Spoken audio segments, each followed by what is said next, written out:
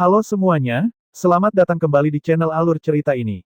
Sebelum kita mulai jangan lupa untuk tekan tombol like dan subscribe, agar kalian bisa selalu update cerita-cerita seru dan menarik di channel ini. Mari kita game on. Bab 111. Berbagai patriark yang duduk di baris pertama secara alami memperhatikan pelayan yang berlari masuk tampak sangat bingung dan melihat pelayan membisikkan sesuatu langsung ke telinga patriark tua yang menyebabkan ekspresi segera berubah ketika dia berdiri dari tempat duduknya. Tamu-tamu saya yang terhormat, orang tua ini perlu izin sebentar. Setelah mengatakan itu, dia mengikuti pelayan keluar tanpa menunggu untuk melihat reaksi dari semua orang. Hahaha, ayo kita terus menonton pertandingannya. Ayahku pasti tiba-tiba teringat kalau ada sesuatu yang perlu dia lakukan. Patriark Guan berkata sambil tertawa, dan mengabaikannya, mengalihkan seluruh perhatian mereka kembali ke panggung. Namun, dia berpikir dalam-dalam, hatinya bingung. Apa yang membuat ekspresi ayahnya berubah begitu saja?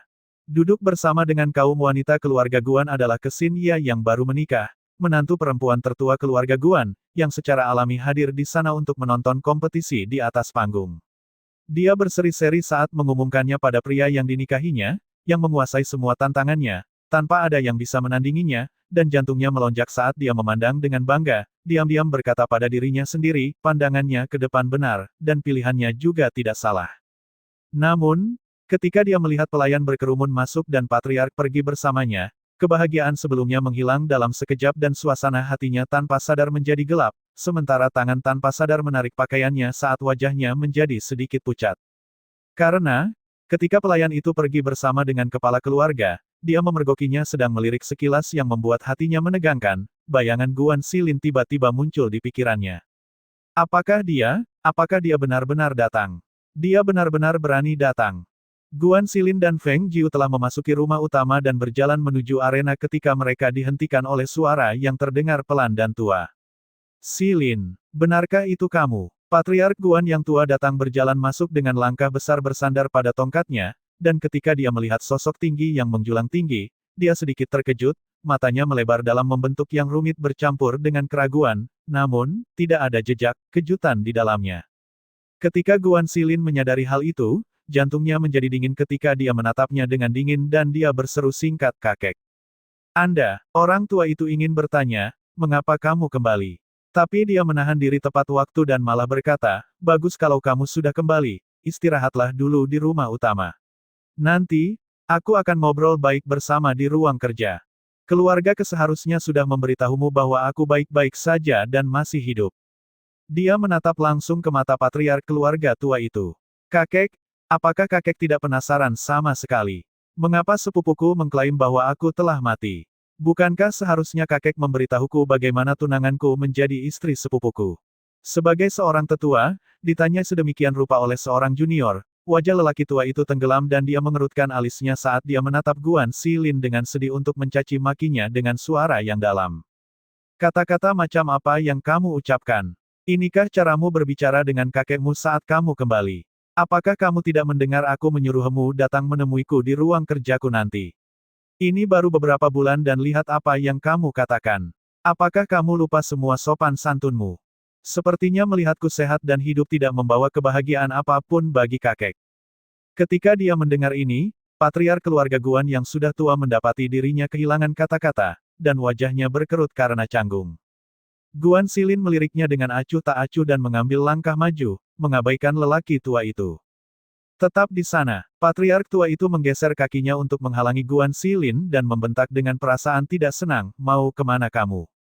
Bukankah hari ini kompetisi klan keluarga? Bukankah aku akan ikut ambil bagian di dalamnya? Kompetisi hari ini adalah untuk posisi patriark muda klan. Kamu sama sekali bukan tandingan Siruan, jadi tidak masalah meskipun kamu tidak berpartisipasi. Patriark terus berkata dengan suara rendah, sambil menatap wajah pemuda di depannya, karena kamu sudah kembali, istirahatlah, dan jangan keluar dan mempermalukan dirimu sendiri. Guan Xilin menatap kakeknya dan senyuman di wajahnya perlahan memudar, aura berdarah besi dan merembes mulai meresap ke udara, dan suara tak terkendali dengan nada tegas keluar dari mulutnya. Tidak, aku kembali ke sini hari ini hanya untuk ikut serta dalam kompetisi. Yakinlah kakek, aku tidak tertarik pada posisi patriark muda. Aku hanya berpikir untuk meminta sepupuku mengajariku beberapa hal. Pada saat suaranya turun, Guan Xilin melangkah maju dengan langkah besar, tidak memberikan kesempatan kepada kakeknya untuk menghentikannya lagi. Patriark tua itu sedikit terkejut pada saat itu, terkejut dengan aura yang benar-benar berbeda dan menyerap yang keluar dari Guan Xilin. Sikapnya yang mendominasi dan dingin dan keras, tiba-tiba membuat lelaki tua itu seperti melihat bayangan ayah anak laki-laki itu, yang membuat lelaki tua itu menjadi sedikit linglung pada saat itu. Melihat semuanya dari samping, sudut bibir Feng Jiu melengkung di bawah cadar. Dia melirik ke arah Patriark Guan yang kebingungan dan kemudian dengan cepat bergerak maju untuk mengikuti di belakang. Leng Xuang yang mengenakan pakaian serba hitam berjalan secara alami di belakang Feng Jiu, melindungi nyonya dengan tenang. Ketika Guan Xilin yang tinggi dan menjulang tinggi datang dengan mantap menginjak tanah, Guan Siruan yang baru saja memenangkan ronde berikutnya tersenyum cerah tiba-tiba tampak seperti disambar petir saat dia berseru kaget karena sedikit kehilangan kendali diri, bagaimana? Bagaimana kabarmu? Wajahnya langsung pucat pasi, tampak sangat tidak percaya, dan agak bingung, diwarnai dengan sedikit rasa bersalah yang canggung. Dia mengira Guan Xilin sudah mati. Di tempat seperti hutan 9 jebakan, tidak mungkin Guan Xilin yang terluka parah bisa hidup. Tapi, kenapa dia masih hidup? Kenapa tidak ada yang memberitahunya kalau Guan Xilin masih hidup? Orang lain juga mengalami kehilangan kendali diri, dan itu adalah Kesin Ya. Hampir pada saat melihat Guan Xilin, dia secara naluriah melompat berdiri, terkejut dan marah, dan merasakan sedikit narsisme. Dia berasumsi bahwa Guan Xilin datang ke rumah Guan untuk mengikuti kompetisi hanya karena dia. Karena dia tidak bisa melepaskannya, karena dia masih mendapat tempat di hatinya, yang sangat memberi makan hatinya yang sia-sia. Pada saat yang sama, dia marah, merasa bahwa dengan datang ke sini, dia akan mempermalukannya, karena dia awalnya adalah tunangannya, tetapi sekarang telah menjadi istri sepupu Guan Xilin. Dua pria satu di dalam dan satu di luar panggung, dia takut dia tidak akan mampu bertahan di bawah tatapan penasaran semua orang yang ingin menonton pertunjukan yang sedang berlangsung. Karena seruan terkejut dari Guan Siruan dan juga karena reaksi Kesin Ya yang sulit diatur, semua orang di bawah panggung menganggap situasi ini aneh dan mereka menoleh untuk melihat ke arah yang sama. Dengan satu tatapan itu, ada yang terkejut, dan ada yang kaget. Masyarakat dikejutkan dengan kemunculan tiba-tiba pria jangkung, kekar, dan maskulin tersebut, sedangkan kelompok terakhir dikejutkan oleh gadis berbaju putih dengan wajah tertutup cadar yang berdiri di belakang pria tersebut. Belum lagi semua patriark di barisan depan, juga semua putra mereka di seluruh barisan tepat di belakang mereka, satu persatu setelah menilai Guan Xilin, segera mengalihkan pandangan kaget mereka pada gadis berbaju putih. Keingintahuan dan ketertarikan mereka terlihat jelas pada diri mereka sendiri, mata mereka, benar-benar tidak terkendali. Lagi pula, mereka semua laki-laki, dan mereka semua memikirkan hal yang sama. Setelah melihat sosok yang lincah dan anggun dengan aura halus di sekelilingnya, mereka semua secara alami mencoba untuk melihatnya sekilas lagi. Apalagi wajah gadis itu tersembunyi di balik cadar. Meskipun tidak dapat melihat wajahnya dengan jelas, namun, tingkah lakunya yang memikat, dan sepasang mata indah yang terlihat di balik cadar, sudah cukup untuk memberitahu mereka dengan jelas, bahwa wajah di balik cadar itu pastilah wajah yang mempesona dan mengharukan, dengan tanpa celah. Berusaha tampil cantik adalah sifat manusia dan mereka semua merasa tidak pantas menatap wanita seperti itu secara terang-terangan. Oleh karena itu, patriark di barisan depan sedang mengukur dan menilai Guan Xilin, sementara para pemuda di belakang semuanya menilai gadis misterius berbaju putih, penasaran dengan identitasnya, dan raut wajah di balik kerudung itu. Akhirnya, Patriark Guanlah yang pertama kali sadar kembali. Dia berdiri sambil tertawa dan berjalan ke arah Guan Xilin, tampak terkejut dan berseru penuh semangat, "Xilin, kamu akhirnya kembali. Semua orang di keluarga sangat mengkhawatirkanmu. Kemana saja kamu selama ini dan kamu melakukannya? Bahkan tidak mengirim pesan kembali ke rumah." Xilin, Guan Xilin, orang-orang di kerumunan itu saling memandang. Bukankah dikatakan bahwa dia pergi ke hutan 9 jebakan bersama orang-orang di klannya tetapi telah melanggar perintah pemimpin dan menyerbu dengan sembrono, akhirnya menjadi mangsa binatang buas di sana yang bahkan tulangnya pun tidak dapat ditemukan. Mengapa dia sekarang kembali ke sini dalam keadaan sehat dan hidup? Mereka semua telah mendengar bahwa istri Guan Siruan saat ini adalah tunangan Guan Xilin sebelumnya. Apa yang akan terjadi sekarang? Dia telah kembali, tapi tunangannya telah menjadi istri sepupunya. Meski wajah mereka tidak menunjukkannya, semua penonton sudah bersiap untuk menonton pertunjukan yang bagus. Mereka tidak berkata apa-apa melainkan hanya menatap ke arah beberapa orang yang terlibat di dalamnya. Guan Xilin memandang Patriark dan tidak mengatakan sepatah kata pun, ekspresi wajahnya serius, tanpa sedikit pun senyuman. Melihat wajah tanpa ekspresi, wajah Patriark Guan menjadi gelap juga, dan dia bertanya dengan suara yang dalam, "Ada apa? Pamanmu menanyakan sebuah pertanyaan padamu, jadi mengapa kamu tidak menjawab?" Tatapan Guan Xilin tertuju pada sepupunya yang berusaha sekuat tenaga untuk menekan rasa panik dan rasa bersalah di hatinya, dan dia menjawab dengan nada dingin, "Aku kembali ke sini untuk mengambil bagian dalam kompetisi." Saat dia berbicara, dia sudah berjalan ke arah depan. Patriark Guan terkejut ketika alisnya berkerut untuk melihat Guan Xilin. Awalnya dia ingin menghentikan Guan Xilin tetapi akhirnya tidak mengucapkan sepatah kata pun.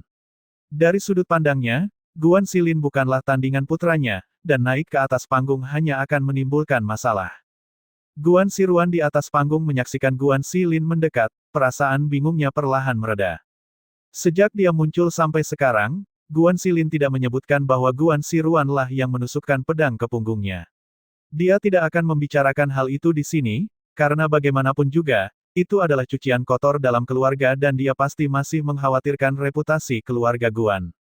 Dengan pemikiran itu, pikiran Guan Siruan menjadi rileks, dan hatinya yang tegang sedikit menghangat ketika wajahnya tersenyum. "Xilin, senang sekali kamu telah kembali." Guan Xilin melangkah ke atas panggung dan memandangnya, wajahnya menjadi gelap ketika dia berkata, "Aku pikir kamu tidak ingin aku kembali." Mendengar itu, senyuman di wajah Guan Siruan membeku dan dia berkata dengan agak canggung, "Bagaimana bisa?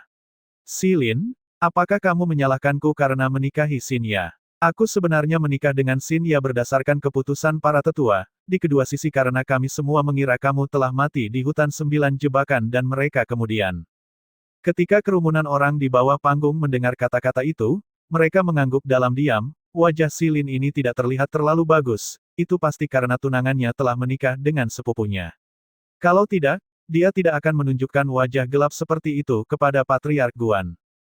Di pihak kaum wanita, setelah mendengar kata-kata yang diucapkan di atas panggung, Xinya memasang wajah menunjukkan penyesalan dan celaan pada diri sendiri dan dia berkata dengan suara lembut dan lembut, "Xilin, aku hanya membatalkan pertunangan berdasarkan pengaturan dibuat oleh para tetua dari kedua belah pihak dan menikahi Siruan setelah itu, aku harap kamu tidak menyimpan permusuhan terhadap keluargamu karena aku. Jika ada yang harus disalahkan, kamu hanya bisa menyalahkan takdir bahwa kita tidak ditakdirkan untuk bersama." Namun, setelah mendengar kata-kata yang akan diucapkan Guan Xilin setelah ini, wajahnya berubah menjadi pucat pasi dan benar-benar terhina. Guan Xilin meliriknya dengan pandangan merendahkan dan dengan tangan disilangkan di dada, dia berkata dengan nada mencemooh, "Kamu terlalu memikirkan dirimu sendiri. Seorang gadis yang berpikiran pelin-pelan dan sia-sia tanpa harapan tidak pantas bagiku. Guan Siruan, tolong beri dia perhatian." Guan Xilin, itu keterlaluan. Patriark melompat berdiri ketika tangannya menghantam meja. Melihat putrinya dipermalukan di depan semua orang seperti ini, wajahnya berkerut karena marah. Guan Xilin memberikan senyuman dingin kepada Patriark sambil menoleh ke arahnya, "Bukankah semua yang kukatakan itu benar? Bukankah dia sudah berpikiran berubah-ubah untuk hanya mencari keuntungan bagi dirinya sendiri dan mengejar posisi yang lebih tinggi hanya untuk memuaskan dirinya sendiri? Kesombongan." Patriark tersedak dan memelototinya dengan marah, dia telah mengikuti keputusan para tetua di kedua sisi. Benar dan pantas, itu tidak seburuk yang kamu katakan. Apakah itu menyedihkan? Aku yakin semua orang di sini bisa menilai sendiri. Guan Xilin menjawab singkat, tidak mau memperhatikan mereka lagi, dan berbalik menghadap Guan Siruan, untuk memberi salam dengan tangan menggenggam tinjunya. "Aku mencari sepupuku untuk mengajari saya beberapa petunjuk." Di bawah panggung di satu sisi, Feng Jiu berdiri di tempat yang tidak jauh dari panggung dan menyaksikan semua yang terjadi di atas, dan kemudian melihat seorang pria berjalan ke arahnya. "Nona, ada tempat duduk di sana, kenapa kamu tidak duduk untuk menonton?" Seorang pria berjubah brokat datang ke hadapan Feng Jiu, menghalangi pandangannya, tetapi memberikan isyarat sopan untuk mengundang dengan tangannya. Feng Jiu mengerutkan kening, tatapannya tertuju pada pria di depannya dan berkata, "Tidak perlu." Menggeser satu langkah ke kiri, tatapannya kembali melihat ke atas panggung. Perhatian berbagai patriark terfokus pada aktivitas di atas panggung, tetapi para pria muda di barisan belakang malah menoleh untuk memperhatikan apa yang terjadi di sini. Melihat wanita muda itu bahkan tidak memberikan perhatian sedikit pun kepada pria itu, mereka semua mulai terkekeh. Meskipun wanita muda itu sangat menarik, namun mereka berada di kediaman orang lain, dan mereka tidak bisa melangkah begitu terang-terangan untuk mendekatinya. Apalagi ayah mereka juga hadir dan setiap tindakan mereka harus lebih terkendali, tanpa melampaui batas kesopanan. Pria itu baru saja membuka mulutnya sekali lagi dan dia akan bergerak ketika sesosok tubuh berpakaian serba hitam berjalan dan mengulurkan tangan untuk menghalanginya, untuk mengatakan sebagai peringatan, menjauhlah dari nyonyaku. Pria itu mengerutkan kening dan hendak berbicara ketika raungan kesakitan terdengar dari atas panggung. Dia berbalik secara refleks untuk melihat dan apa yang dilihatnya sedikit mengejutkannya. Kedua orang di atas panggung mulai berkelahi dan dia melihat bahwa itu adalah Guan Xilin dan Guan Siruan. Tapi, kenapa aura di tubuh Guan Xilin begitu kuat? Begitu kuatnya sehingga mereka bahkan bisa merasakan gelombang kekuatan yang menyerap dari sini di bawah panggung. Tidak heran, Guan Siruan telah dipukul di matanya dan mundur dengan sedih sambil melolong. Dia menoleh untuk melihat ayahnya dan berbagai patriark di barisan depan dan seperti yang diharapkan, dia melihat ekspresi terkejut yang tersembunyi di setiap wajah mereka. Saat Guan Siruan melangkah mundur sambil menutup matanya, Guan Xilin tidak menghentikan serangannya namun telah mengambil langkah besar ke depan, dan menguatkan posisinya dengan sedikit menukikkan tubuh bagian bawahnya. Guan Xilin melontarkan 3 pukulan berturut-turut, tinju yang dipenuhi kekuatan mistis mendarat dengan keras ke perut Guan Siruan, di mana dia bahkan tidak memiliki kesempatan untuk membalas. Segera, darah muncrat dari sudut mulut Guan Siruan. Di bawah panggung, wajah Patriark Guan berubah gelap dan serius, tatapan tajamnya sedikit menurun saat dia menatap Guan Xilin di atas panggung, bergerak dengan langkah tegas dan mantap sambil melancarkan pukulannya dengan kekuatan tersembunyi, menganggapnya sangat aneh. Kekuatan Guan Xilin sebenarnya bisa meningkat pesat hanya dalam beberapa bulan saja. Terlebih lagi, aura mistiknya telah meledak keluar dari tubuhnya selama pertempuran, dan aura itu jelas milik seorang warrior yang sudah berada dalam kondisi puncaknya. Mungkinkah dia menemukan pertemuan yang tidak disengaja dalam beberapa bulan terakhir? Kalau tidak, bagaimana kekuatannya bisa meningkat begitu cepat? Melihat putranya didorong mundur dengan setiap langkah yang diambilnya, diserang oleh setiap serangan dan darah menetes di sudut mulutnya, tangan yang dia letakkan di atas lutut diam-diam menggenggam erat. Jika terus seperti ini, Siruan pasti akan dikalahkan. Hoa, bagaimana kakak Xilin menjadi begitu kuat? Dia bukan tandingan kakak Siruan sebelumnya. Mengapa kekuatannya meningkat begitu banyak setelah hanya beberapa bulan kita tidak melihatnya? Benar, aku ingat terakhir kali mereka berkompetisi, dia dikalahkan dengan telak oleh kakak Siruan sehingga dia tidak bisa bangun dari tempat tidur selama 3 hari penuh. Anggota muda keluarga Guan sedang berdiskusi dengan suara pelan di bawah panggung, mata mereka penuh dengan keterkejutan saat mereka menatap Guan Xilin di atas panggung, dan suara perdebatan mereka kemudian segera dibungkam oleh adegan yang terjadi selanjutnya. Guan Xilin. Setelah dipukuli habis-habisan, Guan Siruan berteriak dengan marah. Rasa malu karena dipaksa mundur dari setiap serangan menyebabkan dia kehilangan akal sehatnya. Tidak tahu dari mana dia mengeluarkan pedang panjang, Guan Siruan tiba-tiba mengayunkan pedang panjang itu ke depan, dan melompat ke arah Guan Xilin dengan kemarahan yang sangat mematikan. Ketika orang-orang di bawah panggung melihat adegan itu, ekspresi mereka menunjukkan tingkat keterkejutan yang berbeda-beda. Kompetisi dalam klan keluarga biasanya merupakan kontes kekuatan mistis dan seni bela diri, oleh karena itu, senjata sangat jarang diambil. Seperti Guan Siruan yang mendapati dirinya bukan tandingannya dalam pertarungan tangan kosong dan telah menarik senjata, begitu senjata ditarik, sifat dari kontes tersebut telah berubah. Terlebih lagi, karena dia mengeluarkan senjatanya, meskipun dia menang, tidak akan ada kejayaan. Dan dari apa yang semua orang bisa lihat, dengan kekuatan Guan Siruan saat ini, dia sama sekali bukan tandingan Guan Xilin. Sebagai kepala klan keluarga, jika mereka tidak memiliki tingkat penilaian seperti itu, mereka tidak akan mampu memegang teguh posisi mereka sebagai kepala keluarga. Melihat putranya menghunus pedangnya, ekspresi wajah Patriark Guan tidak membaik, tapi dia tidak mengucapkan sepatah kata pun untuk menghentikannya, tetapi membiarkan situasi terus berlanjut. Hari ini adalah seleksi untuk Patriark muda, dan putranya pasti menang. Adapun Guan Xilin, melihat Guan Siruan mengayunkan pedangnya, ekspresinya tetap tidak berubah. Dia mengepalkan tinjunya erat-erat, persendiannya berderak dengan jelas, saat gelombang kekuatan mistik terlihat keluar dari seluruh tubuhnya. Hoa, aura mistis yang begitu kuat. Berbagai patriark di bawah panggung terkejut ketika mereka melihat gelombang kekuatan mistis keluar dari tubuh Guan Xilin di mana bahkan satu atau dua dari mereka langsung bangkit berdiri, mata mereka dipenuhi keheranan. Di usia Guan Xilin yang masih muda dan dia sudah memiliki aura mistis yang hampir sebanding dengan mereka, apa yang diwakilinya. Hal itu sudah terlihat jelas. Bocah ini, jelas bukan orang biasa. Patriark juga seorang lelaki yang memiliki mata yang tajam. Ketika dia melihat intensitas aura mistis dan keagungan yang memancar dari tubuh Guan Xilin, seluruh tubuhnya terkejut, dan dia bergumam pada dirinya sendiri tanpa daya, aku salah melihat semuanya salah melihat.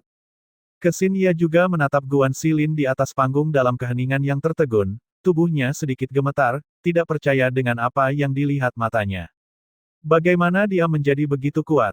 Bagaimana dia bisa menjadi begitu kuat? Dan di sisi lain di bawah panggung, ketika Patriark Senior Guan yang masuk mengikuti di belakang menatap ke arah Guan Xilin yang kuat dan tangguh yang berdiri di atas panggung dengan dingin dan menyendiri, dia tiba-tiba teringat pada putranya yang paling menonjol itu, matanya yang lama terkejut, saat dia menatap sosok yang menjulang tinggi dan memikat itu, hatinya terasa sangat rumit. Pada saat yang sama, sosok Guan Xilin bergerak menyerang, kecepatannya begitu cepat sehingga beberapa sosok dalam duplikatnya telah bermetamorfosis hingga terlihat di atas panggung. Tubuhnya melompat ke depan dalam sekejap, tangannya mencengkeram pergelangan tangan Guan Siruan pada saat yang sama tubuhnya melonjak ke depan. Dia mengerahkan kekuatan ke tangannya dan menariknya dengan tajam ke bawah, menimbulkan retakan tajam, dan ratapan menyedihkan segera terdengar setelahnya.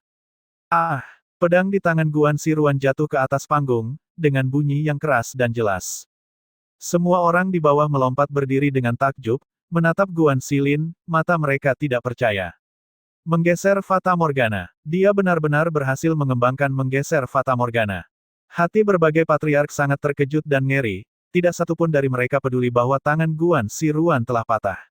Apa yang mereka khawatirkan saat itu adalah, Guan Xilin telah mampu mengeksekusi skill menggeser Fata Morgana. Keterampilan seperti itu, bahkan mereka sendiri mungkin tidak akan berhasil mengembangkannya, tapi dia. Seorang pemuda yang baru berusia sekitar 20 tahun telah berhasil mengolahnya. Dalam sekejap, semua mata dari berbagai patriark yang memandang Guan Xilin benar-benar bersinar karena kegembiraan, seperti sekelompok lelaki tua bejat yang telah melihat seorang wanita cantik ditelanjangi, nampaknya hampir putus asa untuk segera menerkam Guan Xilin, untuk menelannya utuh-utuh, untuk menguasainya. Saat itu, bahkan mata senior patriark Guan begitu gembira hingga hampir memancarkan sinar, tubuhnya begitu gelisah hingga sedikit gemetar. Dia membanting tongkat kayu di tangannya dengan keras ke tanah dan tertawa keras kegirangan. Di antara kerumunan, yang terkaget-kaget, dan hanya wajah Patriark Guan yang gelap seperti dasar pot tanah liat, agak suram dan air mata hampir menetes dari wajahnya. Tangannya mengepal, tatapannya menjadi gelap saat dia menatap Guan Xilin di atas panggung, saat niat pembunuhan mengerikan melintas di matanya. Pada saat itu, lengan Guan Siruan sudah patah, dan lengan lainnya terpelintir dan menempel pada platform yang ditinggikan, tidak dapat bergerak sedikit pun dengan wajah menempel pada permukaan panggung, sehingga dia bahkan tidak dapat mengeluarkan suara apapun. Tatapan Guan Xilin agak bertentangan ketika dia melihat sepupunya dikalahkan dan ditahan di bawah cengkeramannya. Dia bermaksud untuk melumpuhkan lengannya tetapi dalam benaknya, pemandangan saat mereka masih muda dan berlatih bersama terlintas di benaknya dan hatinya melunak tanpa daya. Kamu kalah. Guan Xilin melepaskan cengkeramannya dan mengalihkan pandangannya untuk melihat ke bawah platform kompetisi, pedang yang menusuk punggungnya di hutan 9 jebakan telah memutuskan ikatan persaudaraan di antara mereka dan mengalahkan Guan Siruan hari ini, hanya untuk membuktikan dirinya kepada mereka semua, dan untuk memberitahu mereka bahwa dia, Guan Xilin, tidak lebih rendah dari siapapun. Pahlawan memang ada di kalangan pemuda. Patriark Guan, cucumu benar-benar mengejutkan kami semua di sini. Kita harus benar-benar memberi selamat kepada Patriark Guan, karena memiliki putra yang luar biasa dalam keluarga, kesuksesannya di masa depan pasti tidak akan terbatas. Berbagai patriark melihat bahwa hasil pertandingan telah diputuskan dan mereka semua bergegas memberi selamat kepada senior Patriark Guan di sampingnya. Untuk memiliki putra yang luar biasa sebagai anggota keluarga, pendakian mereka ke kekuasaan yang lebih besar akan segera terjadi. Hehehe, terima kasih, terima kasih. Patriark Senior Guan tertawa terbahak-bahak hingga dia tidak bisa menutup mulutnya dan ketika tatapan gembira dan gembiranya beralih ke panggung platform, ekspresi wajahnya segera berubah dan dia berteriak kaget. Berhenti. Terkejut, semua orang berbalik untuk mengikuti pandangannya, dan apa yang mereka lihat benar-benar membuat mereka tercengang. Mereka melihat Guan Siruan telah berdiri di atas panggung dan mengeluarkan belati tersembunyi dari sepatu botnya. Tatapannya terlihat sangat kejam dan gila, dia bergegas dengan belatinya mengarah langsung ke arah Guan Xilin yang membelakanginya. Guan Xilin yang punggungnya menghadap ke arahnya bahkan tidak menolehkan kepalanya tetapi hanya melancarkan tendangan yang kuat di belakangnya di bawah teriakan kaget dari semua orang.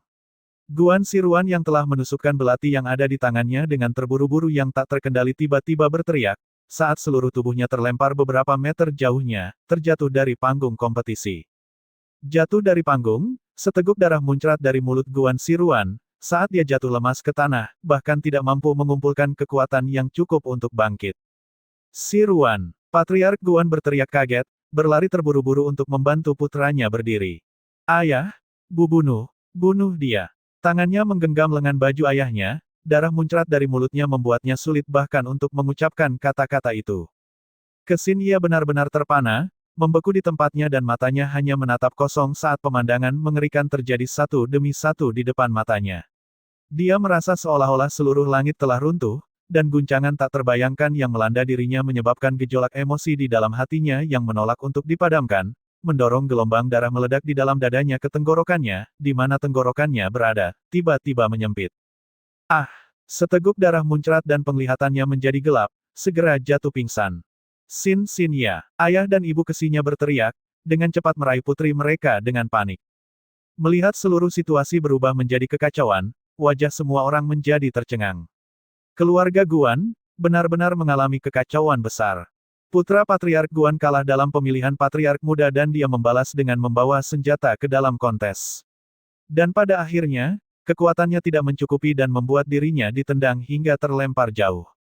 Kekuatan di balik satu tendangan Guan Xilin telah mengejutkan mereka semua di sana dan diperkirakan Guan Siruan tidak akan bangun dari tempat tidur setidaknya selama 10 hingga 14 hari ke depan. Tapi, dibandingkan dengan Guan Siruan yang memiliki niat membunuh, Guan Xilin benar-benar menahan tendangan itu, atau, dengan tingkat kekuatan yang dia tunjukkan dalam pertandingan, membunuh Guan Siruan saat Guan Xilin berbalik, tidak akan menimbulkan kesulitan sama sekali baginya. Feng Jiu melihat sekeliling sambil tersenyum ketika dia melihat kekacauan muncul di sekelilingnya. Seolah-olah dia tidak sabar menunggu hal itu menjadi lebih berantakan, dia tersenyum ketika dia berkata, "Kakak, bukankah kamu bilang kamu punya hal lain untuk dikatakan? Cepat, katakan agar kita bisa segera pergi. Tempat ini semakin ramai, menjadi terlalu gaduh." Ketika semua orang mendengar dia memanggil Guan Xilin sebagai kakak, mereka semua terkejut sejenak. Mereka belum pernah mendengar bahwa Guan Xilin punya saudara perempuan. Mungkinkah wanita itu berasal dari cabang keluarga Guan? Nona, kamu bagian dari keluarga Guan. Seorang pria yang berdiri di samping Feng Jiu bertanya dengan rasa ingin tahu, sambil berpikir, jika dia benar-benar dari keluarga Guan, ketika mereka kembali, dia pasti akan membuat ayahnya datang ke sini untuk melamar. Itu akan memungkinkan mereka untuk memperkuat hubungan dengan keluarga Guan, dan membiarkan dia membawa pulang kecantikannya, tidak ada ruginya. Kenapa aku tidak ingat pernah memiliki anggota sepertimu di keluarga Guanku? Patriark senior bertanya sambil menatap Feng Jiu, suaranya yang tua dan serak semakin pelan. Feng Jiu mengedipkan matanya lalu berkata dengan terkejut, "Jangan terlalu menyanjung dirimu sendiri. Kapan aku pernah mengatakan bahwa aku adalah bagian dari keluarga Guanmu? Kamu berani. Jangan ganggu adik perempuanku." Saat suara senior Patriark Guan turun, Guan Xilin di atas panggung segera berteriak setelahnya, sikapnya yang tajam tidak kalah sedikit pun dari kakeknya, memukau seluruh kerumunan orang dalam keterkejutan, di mana semua orang tidak dapat bereaksi sesaat. Apakah dia sudah gila? Patriark senior Guan adalah kakek kandungnya dan dia benar-benar membalas dengan nada menantang. Wajah Patriark senior Guan merah padam, tidak diketahui apakah itu karena malu atau marah, dan tubuhnya gemetar. Tongkat berjalan yang dia pegang di tangannya kemudian terbanting keras ke tanah saat dia membuka mulutnya untuk menegur, memberontak. Kalian semua telah memberontak. Satu demi satu kalian semua memberontak. Apakah ada peraturan yang masih berlaku di sini? Guan Xilin di atas panggung tidak mundur dari tatapan marah yang diarahkan padanya. Dia membusungkan dadanya dan matanya dipenuhi dengan tekad yang kuat saat dia melihat ke arah kakeknya. Tatapan itu sepertinya menunjukkan kesiapannya untuk memutuskan semua hubungan, yang membuat kepanikan di hati Patriark senior Guan yang telah diliputi amarah.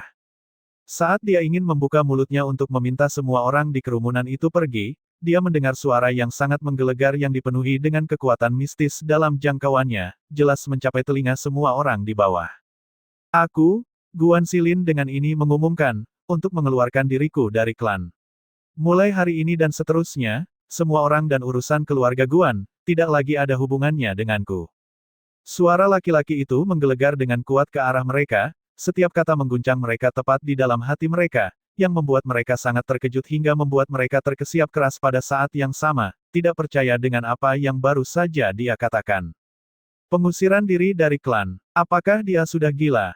Dengan perlindungan yang diberikan dari klan keluarga dan pergi tanpa klan keluarga akan menjadi dunia yang sama sekali berbeda. Bagi seorang anak laki-laki yang memiliki bakat luar biasa untuk mengeluarkan dirinya dari klan, apa artinya itu baginya? Dia akan memotong semua sumber daya untuk kultivasinya dan tanpa perlindungan klan keluarga, dia hanya akan sendirian. Setelah menyerahkan putranya sendiri agar penjaga membawanya kembali ke rumah utama, wajah Patriark Guan menjadi gelap saat dia menatap Guan Xilin di atas panggung, tatapannya sedikit berkedip, tidak mengucapkan sepatah kata pun. Sementara Patriark Senior Guan benar-benar gemetar karena marah ketika dia menunjuk dengan jari gemetar ke arahnya untuk mengatakan, kamu berani mengatakan itu sekali lagi. Mata Guan Xilin tampak muram, suaranya kaku saat dia berkata, itu akan tetap sama meskipun aku mengatakannya 100 kali. Aku, Guan Xilin, mengeluarkan diriku dari klan. Kakak Xilin, kamu telah memenangkan kompetisi dan kamu sekarang adalah Patriark muda keluarga Guan. Bagaimana kamu bisa mengeluarkan dirimu dari klan keluarga? Di bawah panggung, seorang pemuda bergegas berteriak cemas kepada Guan Xilin dan berkata, cepat dan minta maaf kepada kakek. Kakek tidak akan menghukummu. Tidak peduli apakah kalian semua menyetujuinya atau tidak, aku sudah mengatakannya hari ini. Inilah satu-satunya alasan aku kembali ke sini hari ini. Keluarga Guan adalah tempat di mana aku tidak akan lagi tinggal di dalamnya. Mendengar kata-kata itu, Patriark Senior Guan menjadi marah dan berteriak, apakah keluarga Guan menganiaya kamu atau semacamnya? Mengapa membuatmu berpikir untuk pengusiran diri? Jika kamu tidak menjelaskan semuanya hari ini, jangan pernah bermimpi mengeluarkan dirimu dari klan keluarga. Aku bahkan akan memiliki peraturan dan hukuman klan keluarga yang menunggu untuk diterapkan padamu, untuk menanamkan disiplin pada anak nakal ini. Guan Xilin menatap mata kakeknya tanpa sedikit pun rasa takut, apakah kalian semua telah menganiayaku? Apakah kalian mengatakan tidak ada di antara kalian yang benar-benar tidak mengetahuinya di dalam hati kalian? Di keluarga Guan ini, aku tidak memiliki orang tua lagi. Apakah aku telah diperlakukan tidak adil? Jangan bilang tidak ada yang menyadarinya sama sekali. Mendengar pertanyaan menuduh dari Guan Xilin, bibir Patriark Senior Guan bergetar sedikit, tapi dia tidak bisa mengucapkan sepatah kata pun.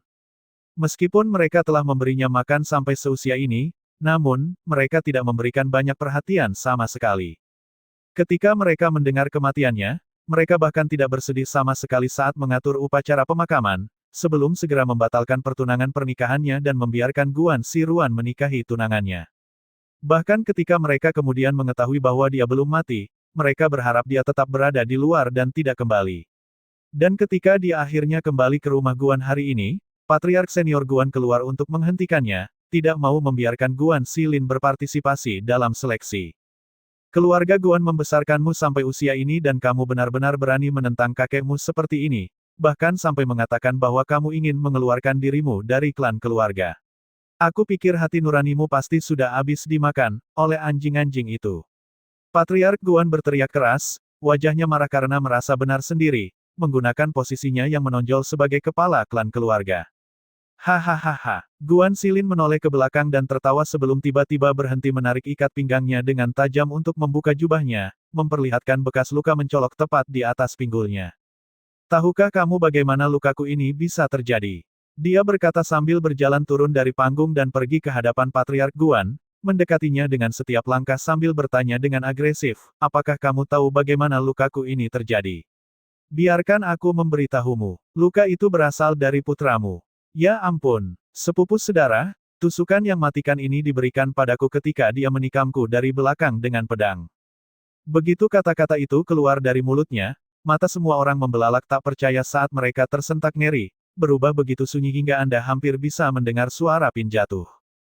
Itu benar-benar omong kosong. Patriark Guan berteriak dengan tajam, seluruh tubuhnya gemetar karena marah, tetapi sebuah suara di dalam hatinya sepertinya mengatakan kepadanya bahwa itu semua benar. Kalau tidak, Guan Xilin tidak akan mengungkapkan semuanya di depan begitu banyak orang di sini. Patriark senior Guan tiba-tiba merasakan penglihatannya meredup pada saat itu, hampir pingsan karena berita yang didengarnya. Membuat rencana untuk membunuh saudara-saudara, aib keluarga. Sungguh memalukan. Omong kosong. Guan Xilin memasang kembali ikat pinggang di pinggangnya dan berkata, bukankah dia baru saja mencoba membunuhku dengan belati yang dia sembunyikan di belakangku tadi? Apa menurutmu semua orang di sini buta? Dengan klan keluarga seperti ini, apa menurutmu aku masih bisa tetap di sini?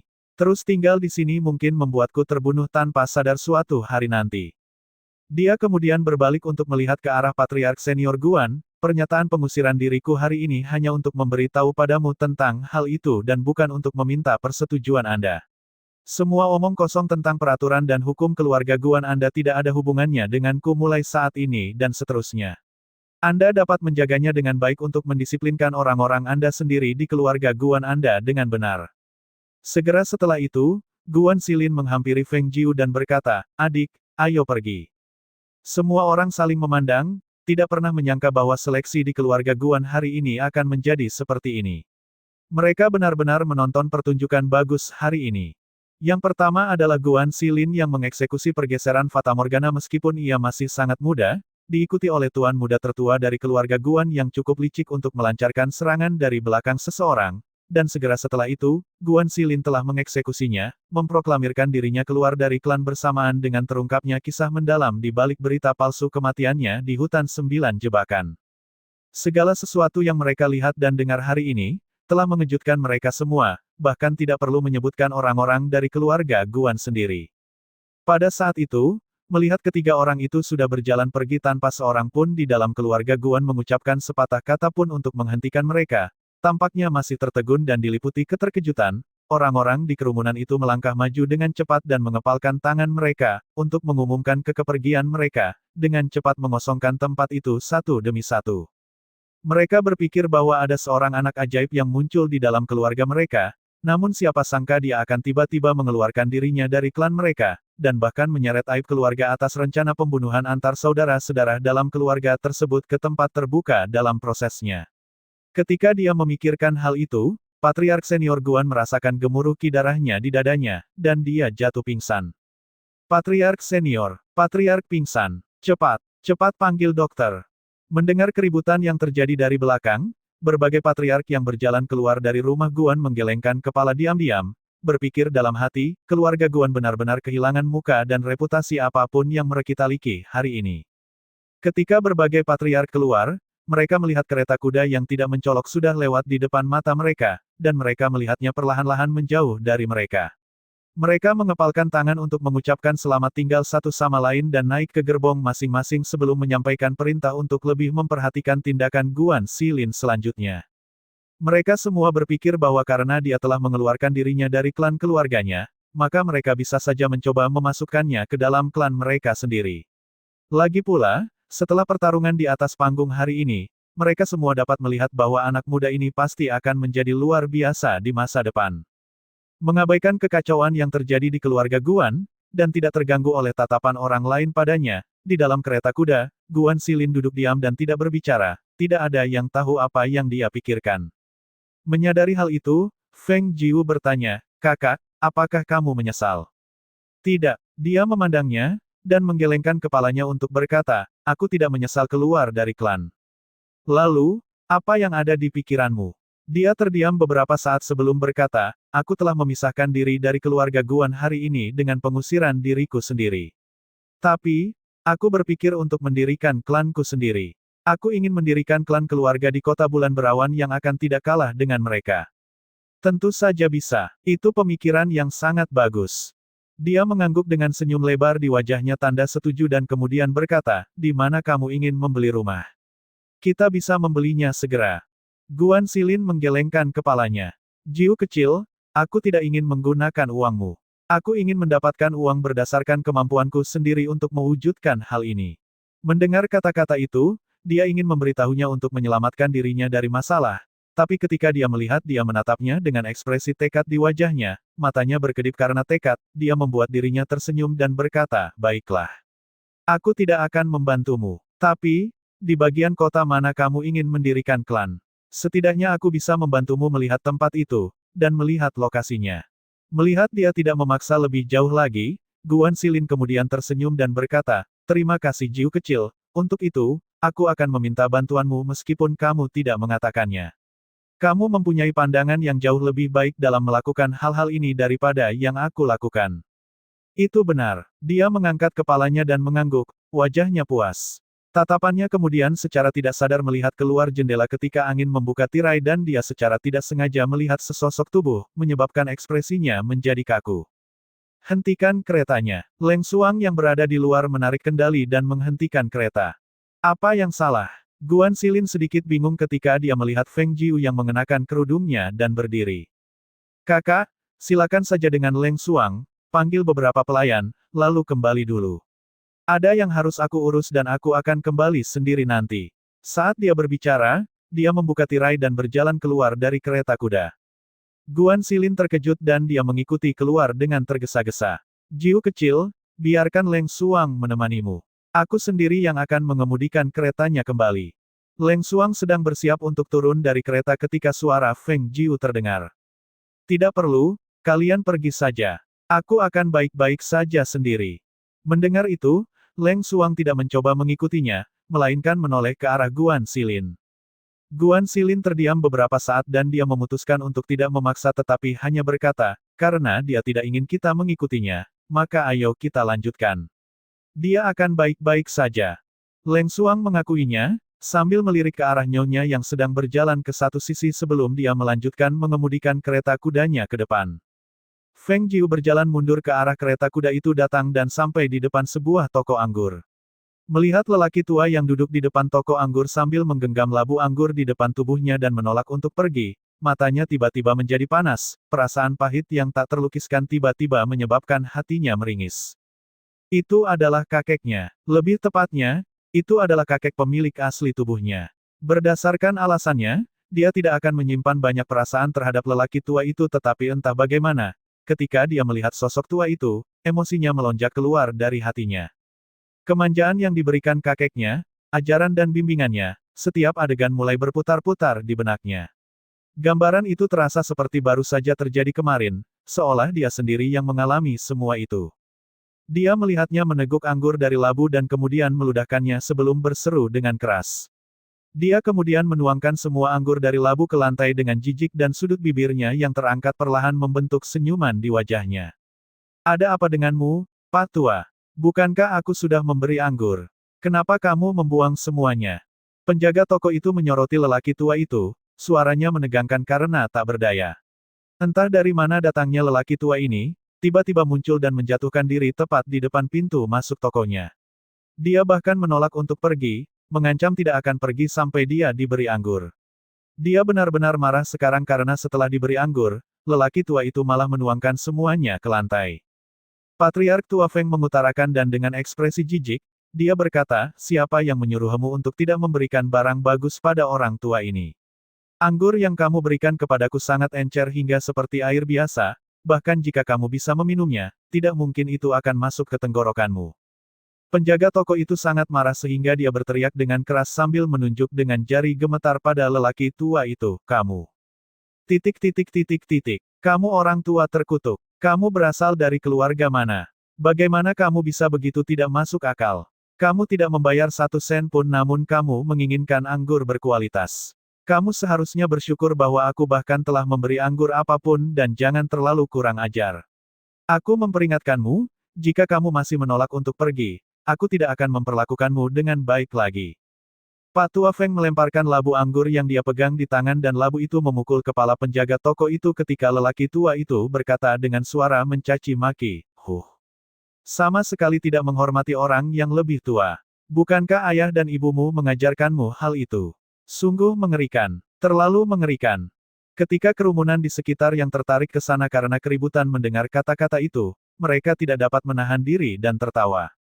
Wajah penjaga toko itu benar-benar merah, sampai-sampai dia merasa ingin menangis ketika dia berkata, Tuan tua yang terkasih, anggap saja aku mohon padamu, baiklah.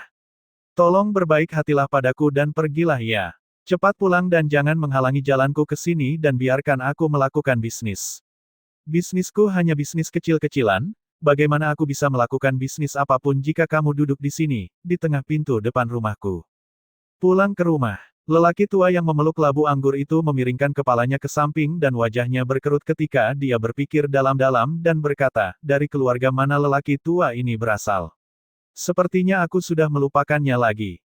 Ketika mendengar ini, penjaga toko berlutut pasrah. Dia tersungkur ke depan dan memeluk kaki lelaki tua itu dan memohon sambil berlinang air mata, Tuan tua, aku mohon padamu, kamu tidak bisa begitu saja menempatkan dirimu di tempat ini, aku akan meminta maaf kepadamu, aku seharusnya tidak meneriakimu dengan cara yang tidak pantas, aku seharusnya tidak bersikap tidak sopan padamu, dirimu yang terhormat tidak akan tersinggung dengan orang sepele sepertiku, jadi tolong cepat pulang. Wajah Patriark Feng tampak muram saat dia berkata kepada penjaga toko dengan nada meremehkan, tidak ada gunanya. Berlutut untuk masalah sekecil ini. Dan kamu bahkan menangis. Tidakkah kamu tahu bahwa laki-laki menumpahkan darah dan bukan air mata? Lihat pada penampilanmu saat ini. Kamu hanya pemandangan yang jelek. Orang tua ini terlalu malu untuk melihatmu. Setelah mengatakan itu, lelaki tua itu segera memalingkan wajahnya dengan tegas, bahkan menolak untuk melihat ke arah penjaga toko dan hanya menyorongkan labu anggur ke dalam pelukan penjaga toko dan berkata, pergilah. Ambilkan lelaki tua ini setengah labu anggur yang baik. Aku ingin barang yang bagus. Orang tua ini tidak akan menerima anggur berkualitas rendah. Kerumunan di sekitar memandang dengan penuh simpati ke arah penjaga toko, dan salah satu dari mereka bahkan berteriak, hei, kenapa kamu tidak memberi orang tua itu seteguk anggur yang enak? Dilihat dari pakaian orang tua itu, dia memang seperti itu, pastinya bukan seorang tetua dari keluarga biasa manapun, yang pastinya tidak akan menyia-nyiakanmu dengan sedikit uang untuk membeli anggurmu kan? Benar, benar, aku tidak akan berhutang uang anggur kepadamu. Wajah Patriark tua Feng menyeringai lebar saat dia mengangguk dan mendesak, cepat. Keinginan orang tua ini akan anggur muncul lagi. Penjaga toko masih ragu-ragu sejenak sebelum dia masuk ke dalam membawa labu anggur untuk mengambil anggur. Karena dia takut lelaki tua itu akan menuangkan anggurnya sekali lagi, dia benar-benar mengeluarkan anggur kelas atas kali ini, hatinya meringis kesakitan saat dia mengisi labu itu, khawatir apakah tuan tua benar-benar punya uang untuk membayarnya. Dan dia berasal dari keluarga mana? Setelah mengisi anggur, penjaga toko kembali keluar dan menyerahkan labu anggur itu kepada lelaki tua itu dan bertanya, Tuan tua, Anda sebenarnya berasal dari keluarga mana? Patriark tua Feng mengambil labu anggur darinya dan masih memelototi penjaga toko dan berkata, bukankah orang tua ini sudah mengatakannya sebelumnya? Orang tua ini sekali lagi lupa dari keluarga mana aku berasal. Tapi yakinlah bahwa orang tua ini tidak akan berutang padamu uang untuk anggur itu. Saat dia berbicara, dia berdiri sambil melepas pakaiannya dan berkata, pakaian orang tua ini bernilai sejumlah uang, anggap saja sebagai kompensasi atas anggurnya. Wajah pemilik toko itu sedih dan hampir menangis, tidak ada gunanya aku mengambil pakaianmu. Aku akan membayar uang untuk anggurnya. Suara wanita yang tiba-tiba dan tak terduga terdengar di telinga penjaga toko, kata-katanya membuatnya merasa seperti dia telah mendengar suara dewa surgawi, dan matanya berbinar ketika dia menoleh untuk melihat ke arah suara itu. Warga umum di sekitar tempat kejadian menjadi terkejut ketika mereka melihat gadis yang berjalan perlahan mendekat dan ketika mata mereka tertuju pada sosok itu, mata mereka berbinar, hati mereka diam-diam terangkat dengan pujian. Keanggunan dan kecantikan yang luar biasa pada gadis itu. Meskipun wajahnya tidak terlihat di balik cadar itu, namun keanggunan yang jelas dan anggun pada dirinya membuat mata semua orang berbinar, semuanya tanpa sadar membukakan jalan baginya, yang memungkinkan wanita itu lewat. Nona, apakah yang dikatakan Nona muda ini benar? Anda kenal tuan tua ini? Hebat sekali. Bolehkah aku menyusahkan Anda untuk segera membawanya pergi? Urusanku telah ditahan olehnya sepanjang hari. Penjaga toko itu memohon, matanya tampak seperti baru saja melihat sepotong kayu apung yang bisa menyelamatkan nyawanya, lalu dia dengan cepat melangkah maju dan mulai mengobrol. Feng Jiu memberinya sebongkah perak dan berkata, ini akan menjadi pembayaran untuk anggurnya. Dan dia kemudian berbalik untuk melihat Patriark tua Feng. Berdiri di depan pintu utama toko anggur, sejak Feng Jiu berjalan mendekat, mata Patriark tua Feng tertuju padanya, menatapnya dari ujung kepala sampai ujung kaki. Dan ketika dia berbalik untuk melihatnya, mulut lelaki tua itu menyeringai lebar, dan dalam tampilan temperamen kekanak-kanakan, dia tiba-tiba cemberut, wajahnya merajuk ketika dia bertanya dengan nada bingung, "Feng kecilku sayang, bagaimana kabarnya? Kamu berhasil menemukan kakekmu lagi?" "Feng kecilku sayang, bagaimana kamu bisa menemukan kakekmu lagi?" Feng Jiu sedikit terkejut ketika dia berdiri di sana karena terkejut menatap kakeknya yang cemberut dengan bibir mengerucut, ekspresinya sedikit kecewa. Melihat wajahnya yang jelas-jelas tidak senang karena dia ditemukan, namun binar di mata itu mengungkapkan kegembiraan dan kegembiraan yang tak dapat disembunyikan karena telah ditemukan. Pertanyaan yang diajukan lelaki tua tadi telah membangkitkan kenangan lama di benaknya, membuatnya teringat akan berkali-kali lelaki tua itu dan cucunya bermain petak umpet. Setiap kali dia ditemukan oleh cucu perempuannya, dia selalu memasang wajah gelisah dan bertanya dengan cemas, "Feng kecilku sayang, bagaimana kamu bisa menemukan kakekmu lagi?" Tiba-tiba jantungnya meringis dan matanya mulai terasa panas, kabut air yang tak terkendali seakan memenuhi matanya, menyebabkan penglihatannya menjadi kabur. Karena dia mengenalinya hanya dengan sekali pandang, dan karena dia memanggilnya sebagai Feng kecil, yang menarik hatinya dengan cara yang berada di luar kendalinya. Dia tahu kakeknya menderita kehilangan ingatan jangka pendek yang bersifat intermiten. Catatan penerjemah dari Cloud, kedengarannya agak mirip penyakit Alzheimer awal, tetapi bahasa Mandarin mentahnya seperti yang diterjemahkan. Dia mungkin lupa di mana rumahnya, dia mungkin lupa siapa dirinya sendiri, dan bahkan terkadang lupa namanya sendiri. Tapi dia tidak melupakan cucunya. Dia selalu mengatakan bahwa dia adalah Phoenix kecil keluarga Feng, dan harta paling berharga yang mereka pegang. Mereka menyayanginya, memanjakannya, melindunginya, dan memberikan yang terbaik dari segala yang mereka miliki, hanya untuk melihatnya bahagia dan gembira. Melihat matanya berkabut, Patriark tua Feng tiba-tiba menjadi bingung ketika dia bergegas ke depan, "Feng kecil. Ada apa? Siapa yang menindasmu? Katakan pada kakek dan kakek akan memukulinya untukmu." Untuk menunjukkan bahwa dia akan menggunakan kekerasan, dia mengepalkan tinjunya dan mengayunkannya ke hadapannya. Feng Jiu menggelengkan kepalanya dan memegang tangannya, menuntunnya keluar dari kerumunan orang, untuk berjalan menuju kediaman Feng. Saat mereka berjalan, langkah mereka lambat, dia tidak berbicara. Patriark tua Feng di sisinya membiarkan dirinya dibimbing olehnya sesuka dia dan hanya mengikuti di belakang dengan patuh, sesekali mengintip ke arahnya dengan hati-hati, bertanya-tanya mengapa dia menangis. "Feng kecil, apakah kamu masih punya uang?" Dia bertanya dengan hati-hati.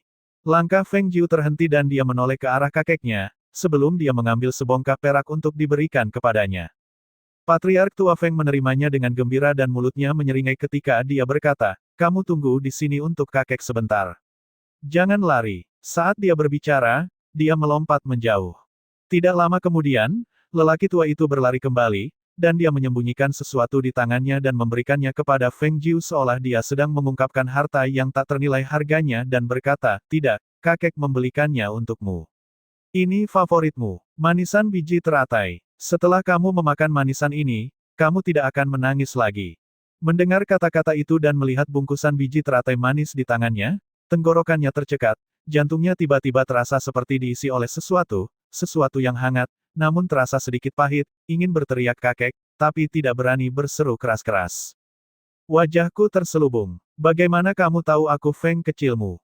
Tangannya menggenggam bungkusan biji teratai manis, sambil menanyakan pertanyaan itu dalam hatinya dengan lantang. Lagi pula, bahkan Murong Yisuan dan Sur Woyun sama sekali tidak bisa mengenalinya, jadi bagaimana kakeknya bisa mengenalinya? Siapa yang mengetahuinya? Tapi kata-katanya menarik tatapan penuh gerutuan dari Patriark tua. "Kakekmu telah menyaksikanmu tumbuh sejak lahir dan apakah kamu sekarang memberitahuku hanya dengan menutup wajahmu aku tidak akan bisa mengenalimu? Terlebih lagi, kakekmu baru saja berkultivasi tertutup selama beberapa bulan, bagaimana bisakah aku tidak bisa mengenalimu?" Mendengar kata-katanya, Feng Jiu kemudian teringat bahwa sebelum kejadian itu terjadi, Patriark tua sedang berkultivasi terpencil dan dia baru saja keluar dari pengasingan dan segera keluar untuk mencari anggur. Dia menduga lelaki tua itu masih belum melihat si penipu Feng King Ge di kediaman Feng. "Lalu, apakah kamu sudah berhasil mengingat dari keluarga mana kamu berasal?"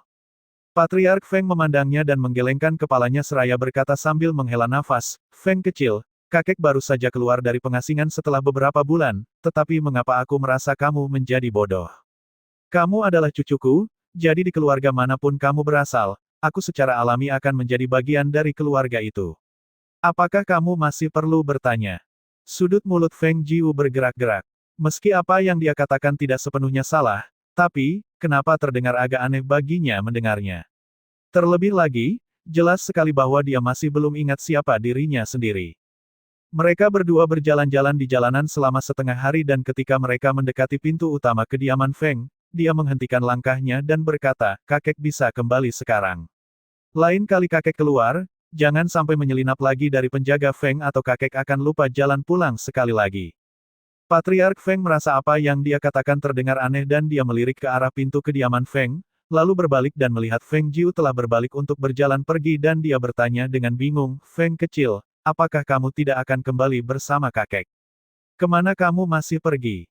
Mengatakan itu, dia mengikuti di sampingnya dan melanjutkan untuk menceramahinya, katakan padaku, kamu seorang gadis sendirian, bagaimana mungkin kamu tidak memiliki siapapun yang mengikutimu ketika kamu keluar? Apa yang akan kamu lakukan jika kamu menemui bahaya dan diculik? Keluarga kita hanya menjadikanmu sebagai satu-satunya paket berharga kami. Jika kamu diculik, di mana kami akan menemukanmu? Kakek tidak akan kembali. Feng Jiu bertanya sambil menatap kakeknya dengan tatapan aneh, hatinya terasa agak bingung. Itu bagus sekali. Apa yang akan dia lakukan dengannya sekarang? Patriark Feng memandangnya dengan tersenyum dan berkata dengan nada meremehkan, apakah kamu akan berjalan-jalan lagi? Kakek akan menemanimu, dan sekaligus melindungimu. Mungkin juga, kakekmu baru saja keluar setelah berbulan-bulan mengasingkan diri dan aku tidak ingin kembali secepat ini. Dia kemudian menepuk labu anggur yang tergantung di pinggulnya dan berkata, dan aku masih belum menghabiskan anggurnya. Melihat ke pintu utama kediaman Feng dan kemudian berbalik untuk melihat lelaki tua di sampingnya, dia kemudian menghela nafas tanpa suara saat dia membawa lelaki tua itu pergi. Di dalam kediaman Feng, Feng Xiao, yang sedang mengobrol dengan Murong Yisuan, setelah mendengar laporan pelayan, segera melompat berdiri dan berteriak dengan suara yang dalam, apa? Kalian semua bahkan tidak menyadari bahwa patriark tua telah keluar dari pengasingan. Dan kalian tidak dapat menemukannya dimanapun di dalam dan di luar kediaman Feng. Pelayan itu menundukkan kepalanya, tidak berani menatap mata Feng Xiao dan berkata, ya. Benar, pelayan tuamu sudah mengirim penjaga untuk keluar dan mencari tetapi belum ada kabar apapun. Dia pasti menyelinap keluar untuk mencari anggur lagi. Feng Xiao memandang ke arah Murong Yisuan dan berkata dengan suara sedikit khawatir, patriark tua telah hilang dan aku harus pergi mencarinya. King Ge telah bersembunyi di dalam kamarnya sejak dia kembali dan aku perlu merepotkanmu untuk melakukannya, bantu aku pergi menemuinya. Paman Xiao, apakah kamu perlu aku mengirim anak buahku untuk membantu pencarian juga? Murong Yisuan berdiri untuk bertanya. Itu tidak diperlukan. Kita punya cukup banyak orang di sini dan kurasa dia akan berada di salah satu toko anggur di kota. Kita akan bisa menanganinya sendiri. Setelah mengatakan itu, Feng Xiao tidak menunggu jawaban dari Murong Yisuan tetapi segera melangkah keluar dan dia berteriak dengan suara yang menggelegar, suruh pengawal Feng yang ditugaskan untuk menjaga patriark tua untuk datang ke sini. Melihat Feng Xiao melangkah pergi dengan langkah lebar, Murong Yisuan berdiri di tempatnya sesaat sebelum dia berjalan lebih jauh ke dalam rumah untuk sampai ke halaman Feng Qingge. Kedua pelayan yang menunggu di sana segera berlutut untuk memberi salam ketika mereka melihat Murong Yisuan dan memanggilnya, Tuan Pangeran Ketiga. Kalian berdua pergilah. Dia tetap berdiri di dalam halaman, dan memberi isyarat kepada kedua pelayan itu agar mereka mengundurkan diri. Kedua pelayan itu bertukar pandang satu sama lain dan mengangguk memberi tanda terima kepada Murong Yisuan saat mereka membungkuk dan berjalan keluar. Feng Qingge berada di dalam kamarnya ketika dia mendengar suara Murong Yisuan di luar, dan hatinya menjadi semakin sedih saat dia memikirkannya. Qingge, ada sesuatu yang perlu kubicarakan denganmu. Dia berdiri di depan pintu, dan tidak masuk. Pintu kamar terbuka dengan suara berderit dan Feng Qingge berdiri di belakangnya dengan ekspresi agak kesal di wajahnya saat dia bertanya, apa yang ingin kamu katakan? Apakah kamu akan memberitahuku bahwa kamu tidak bermaksud dengan sengaja mundur dan lihat aku ditampar seseorang? Atau kamu bilang kalau hatimu tergerak oleh gadis cantik yang wajahnya bercadar itu? Murong Yisuan memandangnya dengan ekspresi yang sangat rumit di wajahnya saat dia mendengarkan kata-katanya. Dia terdiam beberapa saat sebelum berkata, maaf. Melihatnya meminta maaf, jantung Feng Qingge berdebar kencang dan tiba-tiba merasa bingung. Dia berkata, Kakak Murong, aku merasa kamu tampak sangat jauh dariku beberapa bulan terakhir ini.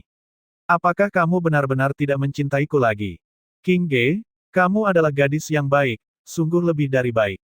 Dia menundukkan pandangannya, dan dalam pikirannya, dia memikirkan gadis itu dengan wajahnya yang tersembunyi saat dia berkata, bisa dikatakan bahwa kita saling menyukai sejak masa kecil kita dan aku selalu berpikir bahwa kita akan melanjutkan seperti ini. Sampai pada titik bahwa hanya beberapa bulan yang lalu, aku sudah bersiap untuk meminta ayah kerajaanku untuk mengeluarkan dekret untuk menetapkan pernikahan kita. Kakak Murong, kamu, dengarkan aku sepenuhnya. Dia kemudian menatapnya dan melanjutkan, tetapi dalam beberapa bulan terakhir, seperti yang kamu rasakan, aku juga merasa bahwa kita berdua semakin terpisah. Aku tidak tahu kapan perasaan jantungku berdebar kencang, kapanpun kita bersama di masa lalu berhenti terjadi. Aku tahu ini sangat kejam padamu, tapi aku tidak ingin berbohong padamu. Melihatnya menangis tanpa suara, dia mengalihkan pandangannya dan berkata, aku sebenarnya ingin memberitahu ayahmu sebelumnya tentang pembatalan perjodohan di antara kita, tetapi karena kakekmu tiba-tiba menghilang, ayahmu kemudian harus memimpin penjaga, keluar untuk mencarinya. Untuk masalah ini, aku akan berbicara dengan ayahmu tentang hal itu dalam beberapa hari. Feng Qingge melompat maju dan memeluknya erat dan menangis tak berdaya. Tidak, aku tidak menginginkan itu. Kakak Murong, aku tidak ingin membatalkan pertunangan. Aku hanya mencintaimu dan aku sudah sangat mencintaimu sejak lama. Tahukah kamu? Dia membiarkannya memeluknya saat matanya yang tertunduk dipenuhi rasa bersalah dan dia berkata, Qingge, tolong jangan lakukan ini. Di masa depan, aku akan tetap memperlakukanmu seperti adik perempuanku, bukankah itu bagus juga? Tidak, aku tidak ingin menjadi adik perempuanmu. Aku tidak menginginkannya. Kakak Murong, beritahu aku, apakah itu karena aku tidak cukup baik? Atau dalam hal apa aku tidak melakukannya dengan cukup baik? Katakan padaku, aku akan berubah, aku pasti akan berubah. Dia mengangkat kepalanya dan menatapnya dengan air mata mengalir di wajahnya karena kesedihan, tidak dapat mempercayai semua yang baru saja dia dengar. Dia benar-benar mencintainya, sangat mencintainya. Baginya, dia telah mempelajari setiap gerakan Feng Qingge, cara dia berbicara, dan tingkah lakunya. Baginya, dia bahkan bisa hidup dengan identitas Feng Qingge sepanjang hidupnya, menghadapinya dengan wajah Feng Qingge. Tapi sekarang dia mengatakan bahwa dia ingin membatalkan pernikahannya. Dia kemudian melepaskan tangan yang digenggamnya erat-erat di pinggangnya dan menatapnya dengan perasaan bersalah. Dia berkata, Qingge, aku tidak melakukan ini karena marah. Pikiran ini telah membebani hatiku cukup lama, dan baru hari ini aku mengatakannya dengan lantang. Aku sangat berharap kamu bisa mengerti bahwa urusan hati tidak bisa untuk dipaksakan dan aku sangat menyesal telah menyakitimu. Saat suaranya turun, dia tidak melihatnya lagi tetapi hanya melangkah menjauh dari sana dengan langkah lebar. Feng Qingge jatuh ke tanah dengan putus asa dan hancur, menatap dengan linglung ke punggung sosok yang pergi tanpa ragu-ragu, kukunya menancap dalam-dalam ke telapak tangannya. Setelah beberapa lama, dia menyeka air mata dari sudut matanya, semangat perlahan pulih di dalamnya, di mana kilatan kebencian dan kekejaman berangsur-angsur meningkat. Murong Yisuan, aku melakukan begitu banyak hal hanya untukmu. Bagaimana kamu bisa mengecewakanku hanya dengan kata-kata seperti ini? Aku tidak akan membiarkanmu melakukan apa yang kamu inginkan. Kamu ditakdirkan untuk menjadi milikku. Sangat berbeda dari apa yang ada di kediaman Feng, di sisi lain kota di halaman Feng Jiu, Patriark tua Feng yang dibawa kembali ke tempat itu seperti anak kecil yang menjelajahi tempat baru, melihat ke sekelilingnya dengan takjub saat dia bertanya dengan rasa ingin tahu, Feng kecil, tempat siapa ini? Dan kamu juga, mengapa kamu masih mengenakan cadar di wajahmu? Dia mungkin pelupa, tapi dia tidak kehilangan akal sehatnya. Sepanjang perjalanan ke sini, ia merasakan ada yang tidak beres, apalagi saat cucunya, meski sudah masuk ke halaman pribadi ini, masih tetap memakai cadar, yang membuatnya merasa ada yang tidak beres. Oleh karena itu, kilatan jelas bersinar di matanya dan seringai nakal muncul di wajahnya seperti kilatan, tangannya terangkat dan dia menarik cadar dari wajahnya. Halaman ini adalah Feng Jiu tercengang. Sebelum dia bisa menyelesaikan kalimatnya, cadar di wajahnya telah dilepas, memperlihatkan wajahnya yang cacat dan penuh bekas luka. Hoa, apa yang terjadi di sini? Patriark tua Feng tersentak, menarik napas dalam-dalam, saat dia bertanya dengan marah. Dia hanya ingin sedikit menggoda cucunya yang sangat disayanginya dan dia membuka cadar untuk mengetahui mengapa dia terus memakainya di wajahnya. Dia tidak pernah menyangka bahwa dia akan menemukan bahwa wajahnya telah berubah menjadi seperti itu. Ini adalah cucunya yang tersayang, cucunya yang paling berharga. Siapa itu? Siapa yang berani menyakitinya?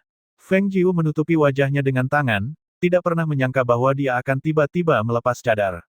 Itu benar-benar di luar dugaannya karena dia tidak pernah ingin kakeknya melihat wajahnya yang cacat parah itu. Siapa orangnya? Beritahu kakekmu. Siapa yang bertanggung jawab menyebabkan kerusakan pada wajahmu? Patriark tua merasa sangat sedih dan matanya tanpa sadar menjadi merah di sekitar tepinya. Bahkan suaranya saat berbicara terdengar tercekat saat menatap wajah yang dipenuhi bekas luka pedang. Dia benar-benar tidak dapat membayangkan bagaimana cucunya yang berharga mampu menanggung rasa sakit itu. Siapa? Siapa yang begitu kejam hingga bisa merusak wajah seorang gadis sedemikian rupa? Hati Feng Jiu bergetar ketika dia melihat ke arah leluhur tua bermata merah yang berbicara dengan suara tercekat dan dia menunduk sebelum dia bertanya, melihatku seperti ini, apakah kamu masih menganggap aku adalah cucumu? Terlihat seperti ini, masih bisakah kamu mengenali apakah aku benar-benar cucumu? Mendengar kata-kata itu, Patriark tua Feng akhirnya tidak bisa menahan air matanya lagi saat air mata itu mengalir di wajahnya yang sudah tua. Dia melangkah maju untuk memeluk Feng Jiu dan menepuk kepalanya dengan lembut sementara dia menghiburnya sambil tercekat, Feng kecil, jangan takut, tidak perlu takut. Kakek akan bisa mengenalimu, tidak peduli bagaimana wajahmu berubah, kakek akan tetap mengenalimu. Kakek, Feng Jiu tidak bisa menahan diri dan berteriak. Satu kata yang diucapkannya datang dari lubuk hatinya yang paling dalam, dipenuhi dengan cinta Feng Qingge, dan juga dipenuhi dengan perasaan Feng Jiu di dalam hatinya. Mungkin, sejak dia mengenalinya pada pandangan pertama, hatinya sudah mengakui dia sebagai kakek Feng Jiu. Patriark Feng mundur selangkah, tangannya memegang bahu Feng Jiu sambil berkata, Feng kecil, beritahu kakek. Apakah terjadi sesuatu saat kakek sedang mengasingkan diri? Siapa yang merusak wajahmu? Feng Jiu terdiam cukup lama, lalu dia berkata, ada Feng Qingge di kediaman Feng. Apa? Patriark Feng terkejut dan berkata, maksudmu, ada penipu di rumah. Itu tidak mungkin kan? Ayahmu? Anakku tidak sebodoh itu, bagaimana mungkin dia tidak bisa mengenali putrinya sendiri? Melihat dia melirik ke arahnya, Patriark tua Feng buru-buru melambaikan tangannya dan berkata, kakek tidak meragukanmu, tapi, hanya menganggapnya agak tidak percaya. Tidak terlalu buruk jika orang lain yang gagal melakukannya mendeteksinya, tapi bagaimana mungkin anggota keluarga kita sendiri tidak merasakan apapun? Dia tidak menyebutkan apa-apa lagi, dia hanya melihat ke arahnya dan membujuk, kakek, kamu boleh pulang dan melihat-lihat, tapi aku harap kamu tidak menceritakan soal keberadaanku di sini kepada orang lain.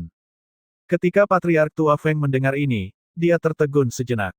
Kamu tidak berniat mengikuti kakekmu pulang. Apakah kamu khawatir ayahmu tidak akan mempercayaimu?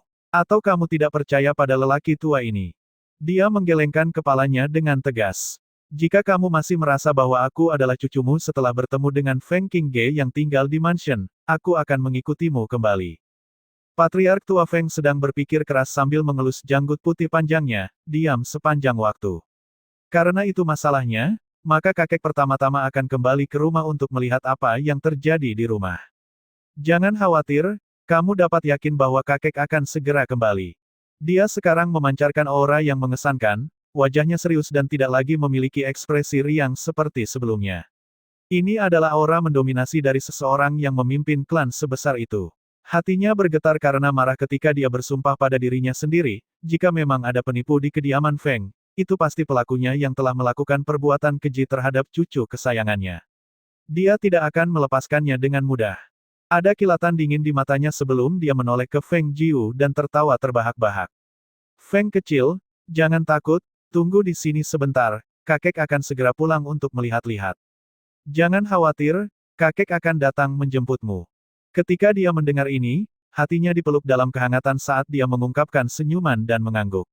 Meskipun dia tidak berencana untuk kembali secepat ini, karena kehadirannya diketahui olehnya sekarang, dia akan menunggu dan melihat bagaimana keadaannya. Setelah Patriark tua Feng berjanji padanya, dia segera pergi dan berjalan kembali menuju kediaman Feng. Di salah satu gang belakang dekat kediamannya, dia bertemu dengan orang yang sedang mencarinya, putranya sendiri, Feng Xiao. Ketika Feng Xiao melihatnya, dia bergegas ke arahnya dengan rasa cemas dan lega. Ayah, kemana kamu pergi? Kenapa kamu tidak membawa orang lain bersamamu?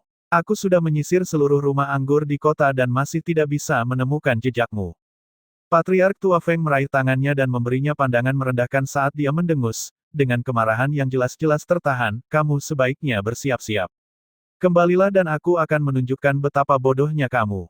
Feng Xiao terkejut, dia tidak tahu apa yang telah dilakukannya sehingga memicu kemarahan ayahnya. Dia hampir saja bertanya ketika Patriark Tua Feng berbalik dan berjalan cepat menuju kediaman mereka sambil memerintah, pergi dan beritahu semua orang bahwa Patriark Tua telah ditemukan. Dapatkan mereka semua kembali, sekarang juga. Ya, penjaga di belakangnya menjawab dan dengan cepat pergi untuk menyampaikan pesan tersebut. Feng Xiao mengambil langkah besar untuk mengejarnya sambil bertanya, "Ayah, apa yang terjadi? Siapa yang membuatmu begitu marah?" Patriark Tua Feng mengabaikannya begitu saja saat dia melangkah kembali dengan marah dengan ekspresi gelap. Matanya dipenuhi amarah dan auranya yang mengintimidasi terasa mencekik bahkan bagi Feng Xiao yang berada dalam ketakutan dan tidak bisa tidak bertanya-tanya apa yang terjadi pada akhirnya. Begitu mereka memasuki kediaman Feng, Patriark Tua Feng duduk di kursi utama dan mengepalkan tinjunya dengan keras sambil berteriak, "Pergi dan panggil orang itu." Feng Xiao yang kebingungan segera maju ke depan dan bertanya, "Ayah, siapa orang yang kamu maksud?" "Tentu saja itu cucuku yang berharga." Dia berkata dengan tajam dan sangat menekankan kata-kata yang dia ucapkan dalam kemarahan. Kata-katanya seperti pedang tajam yang baru saja terhunus. King Ge. Feng Xiao sekali lagi merasa bingung ketika mencuri pandang ke arah ayahnya yang marah dan dengan hati-hati bertanya, "Ayah, mengapa ayah mencari King Ge? Apa yang dia lakukan hingga membuatmu murka? Tapi itu tidak mungkin. Setelah pengasingan tertutupmu, kamu langsung menyelinap keluar agar dia tidak bisa bertemu denganmu. Sudah beberapa bulan sejak terakhir kali kalian berdua bertemu, bagaimana mungkin dia bisa membuatmu begitu marah?" Patriark Tua Feng membanting tangannya dengan keras ke meja sekali lagi saat dia berdiri dan berteriak, dengan urat nadinya menyembul, "Aku berkata, bawa orang itu kemari." Feng Xiao sangat terguncang karena kemarahan ayahnya yang tiba-tiba, bahkan kakinya gemetar tanpa sepengetahuannya. Hanya surga yang tahu bahwa dia belum pernah melihat ayahnya semarah ini selama bertahun-tahun. Tanpa berani bertanya lebih jauh, dia membujuk, "Baiklah, baiklah, jangan terlalu marah. Aku akan segera meminta seseorang untuk membawanya kemari." Setelah itu dia segera menginstruksikan pelayan untuk membawa putrinya. Pada saat yang sama, di halaman Feng Qingge, seorang pria parubaya muncul tanpa suara di depan pintu kamarnya sambil berseru, "Nona." Ketika Feng Qingge mendengar suara itu, dia sedikit terkejut tetapi segera berkata, "Masuk." Pria itu bergerak secepat kilat dan muncul tepat di hadapannya. Dia sedang duduk di dekat meja dan dia maju ke depan dan merendahkan suaranya menjadi berbisik, "Patriark Tua Feng telah ditemukan dan saat dia kembali, dia berteriak untuk menemui Nona. Pengurus sedang dalam perjalanan saat kita berbicara, mencari pada situasi yang tidak biasa ini, saya secara khusus datang untuk melaporkannya." Ketika dia mendengar ini, matanya sedikit meredup saat dia merenung sejenak. "Baiklah, aku mengerti, keluarlah dulu, jangan biarkan siapapun menemukanmu." "Ya," pria itu menjawab dan menghilang dalam sekejap. Dia duduk di kamar ketika banyak pikiran mengamuk di benaknya. Setelah beberapa saat, dia mendengar langkah kaki tergesa-gesa di luar halaman rumahnya bergegas menuju pintu. "Nona, Tuan telah memanggilmu ke aula." Dia berdiri dan berjalan ke pintu dan ketika dia membukanya, dengan wajah penuh kekhawatiran, dia bertanya, "Paman Cheng, apakah kakek sudah ditemukan?" "Nona, jangan khawatir, Tuan Tua telah ditemukan." Pelayan tertawa dan menjawab, "Tuan Tua dan Tuan Patriark sedang menunggu Nona di aula, silakan pergi sekarang." "Baiklah." Dia menganggukkan kepalanya dan berjalan menuju aula utama. Di aula utama, Feng Xiao mengambil cangkir teh yang baru saja disajikan dan meletakkannya di tangan ayahnya sambil berkata dengan hormat, "Ayah, minumlah dulu untuk melegakan tenggorokanmu." Patriark Tua Feng tidak menanggapi, hanya menatap pintu dengan penuh perhatian, menunggu Feng Qingge. Apa yang sebenarnya terjadi? Hati Feng Xiao masih dipenuhi pertanyaan dan kegelisahan, tapi dia tidak menyelidiki lebih jauh. Melihat betapa anehnya perilaku ayahnya, dia tidak berpikir dia akan bisa mendapatkan jawaban apapun darinya. Melihat keadaan yang terjadi, sepertinya ini semua ada hubungannya dengan Qingge. "Tuan Tua, Tuan, Nona muda ada di sini." Mendengar ini, Feng Xiao baru saja hendak berdiri dan menghampirinya, tetapi ketika dia baru saja mengangkat pantatnya dari kursinya, sebuah ledakan keras bergema di dalam aula yang luas. Patriark Tua Feng membanting tangannya ke atas meja, memancarkan aura agung dan mendominasi. "Duduk." Feng Xiao sangat terkejut melihat dominasi ayahnya, bahkan kakinya sedikit gemetar. Dia segera duduk tegak dengan sikap yang pantas dan bermartabat, sambil melemparkan pandangan khawatir kepada ayahnya. Namun, yang dia temui adalah sepasang mata yang berkobar api. Dia hanya bisa pasrah dengan situasi tidak adil yang dia alami ini. Sambil berdeham, dia bertanya dengan hati-hati, "Ayah, tolong jangan bersikap seperti itu, jika tidak, kamu akan menakuti King Ge nanti." Pemahaman tentang ayahnya adalah sesuatu yang sangat dia kenali, hal itu telah meresap jauh ke dalam tulangnya. Meski tindakannya terkesan kurang ajar dan tidak terkendali, namun jika menyangkut keluarganya, dia selalu memiliki titik lemah dan akan segera berubah menjadi orang yang berbeda. Dia tidak lagi menjadi jenderal yang mendominasi seperti yang dia terkenal, sebaliknya, dia akan bersikap lembut dan ramah. Patriark tua Feng tidak berbicara, tetapi matanya yang tajam tertuju pada sosok yang memasuki aula. Melihat wajah yang dikenalnya itu, matanya menyipit. Benar-benar ada dua cucu perempuan. Seseorang yang wajahnya telah hancur, seseorang dengan wajah yang telah dia saksikan tumbuh selama bertahun-tahun. Dia menyipitkan matanya saat kilatan cahaya melintas di matanya yang bijak. Ketika dia masuk, Feng Qingge bisa merasakan tatapan membara dari patriark tua Feng pada dirinya sendiri, dan dia merasa itu agak aneh. Kenapa dia menatapnya begitu? Apakah dia mengetahui bahwa dia bukanlah King Ge yang asli? "Kakek, ayah," dia berseru dengan suara ceria, mencoba meredakan suasana yang menyesakkan. Dia menghampiri patriark tua Feng dan dengan penuh kasih sayang merangkulnya, sambil berseri-seri dengan senyum cerah dan menatap polos ke arahnya dengan mata rusa betina. "Kakek, Feng kecil sangat merindukanmu. Sejak kamu memasuki pengasingan tertutup di dalam rumahmu, aku tidak melihatmu selama berbulan-bulan." Alih-alih menjawab dengan riang seperti biasanya, patriark tua Feng mengunci tatapannya padanya, seolah mencoba melihat ke dalam dirinya. Jantungnya tersentak kaget. "Kakek, ada apa?" Dia bahkan secara tidak sadar melepaskan pelukannya saat dia mundur selangkah, saat dia menatapnya dengan gelisah. Ketika Feng Xiao melihat situasinya, dia segera mendekat. "Ayah, King Ge sedang berbicara denganmu. Aku ingat lenganmu memiliki tanda lahir Phoenix. Lepaskan mantelmu dan tunjukkan padaku." Patriark tua Feng memusatkan pandangannya padanya, mencari perubahan halus dalam ekspresinya. Ketika mereka mendengar ini, tidak hanya King Ge yang tertegun tetapi bahkan Feng Xiao membelalakkan matanya sebelum dia mengerutkan kening dan membalas dengan nada tidak senang. "Apa ini? Apa maksud ayah itu? Kenapa tiba-tiba ayah ingin melihat tanda lahir King Ge? Kakek, apakah kamu meragukanku? Apakah menurutmu aku bukan cucumu?" Matanya berkaca-kaca saat dia kembali menatapnya dengan ekspresi sedih dan sedih. Feng Xiao mau tidak mau merasa tidak enak dan dia segera menghiburnya. "King Ge, kakekmu tidak bermaksud seperti itu, bukan itu yang kamu pikirkan." Namun, patriark tua Feng hanya mendengus dan memberikan pandangan acuh tak acuh pada Feng Xiao dan menatap King Ge. Dia mengerutkan kening dan bertanya dengan nada kasar, "Tunjukkan padaku tanda lahir Phoenix." "Ayah, diam!" Patriark tua Feng membalas dan menatapnya dengan tajam. Feng Xiao segera menutup mulutnya dan tidak berani mengucapkan sepatah kata pun. Feng Qingge menggigit bibirnya dan air matanya mulai jatuh. "Kakek, jangan marah, karena kakek ingin melihat tanda lahir Phoenix, aku akan membiarkan kakek melihatnya." Dia melepas mantelnya dan memperlihatkan tanda lahir Phoenix merah yang ada di lengannya yang bersalju. "Ayah, lihat, bukankah itu tanda lahir King Ge di sana?" Dia benar-benar tidak mengerti apa yang sedang dilakukan ayahnya. Bagaimana dia tiba-tiba menjadi marah begitu dia kembali, dan terus bersikeras untuk melihat tanda lahir Feng Ge. Apakah dia mengira seseorang benar-benar telah menukar putrinya sendiri? Dia melihat putrinya setiap hari, setiap ekspresi, wajahnya, sikapnya terlalu dia kenal. Bagaimana dia bisa menjadi penipu? Bukankah agak berlebihan jika sampai pada pemikiran konyol bahwa seseorang sebenarnya telah menyamar sebagai putrinya sendiri dan dia tidak menyadarinya?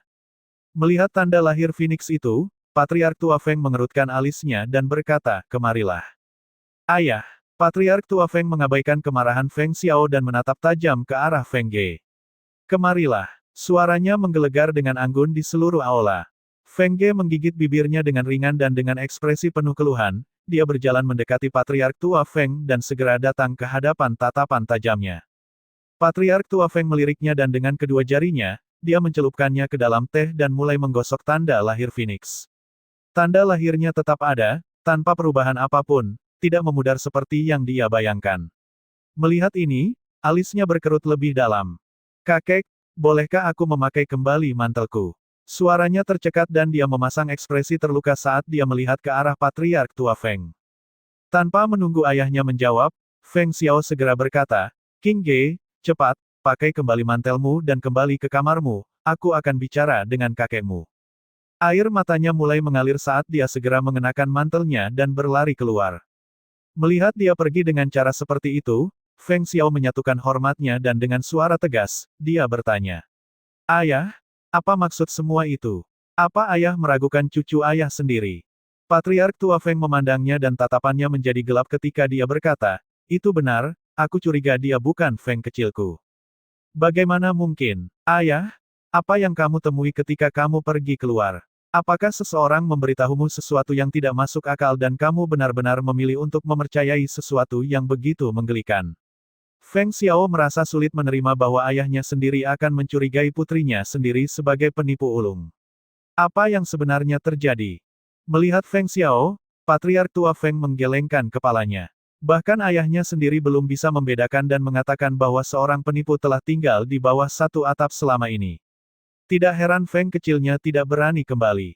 Dia berdiri dengan tangan di belakang punggung dan menghela napas dalam-dalam. Terkadang, mata seseorang bisa menjadi kabur dan ada banyak hal yang harus kamu gunakan hatimu untuk merasakannya, dan melihatnya dengan hati itu.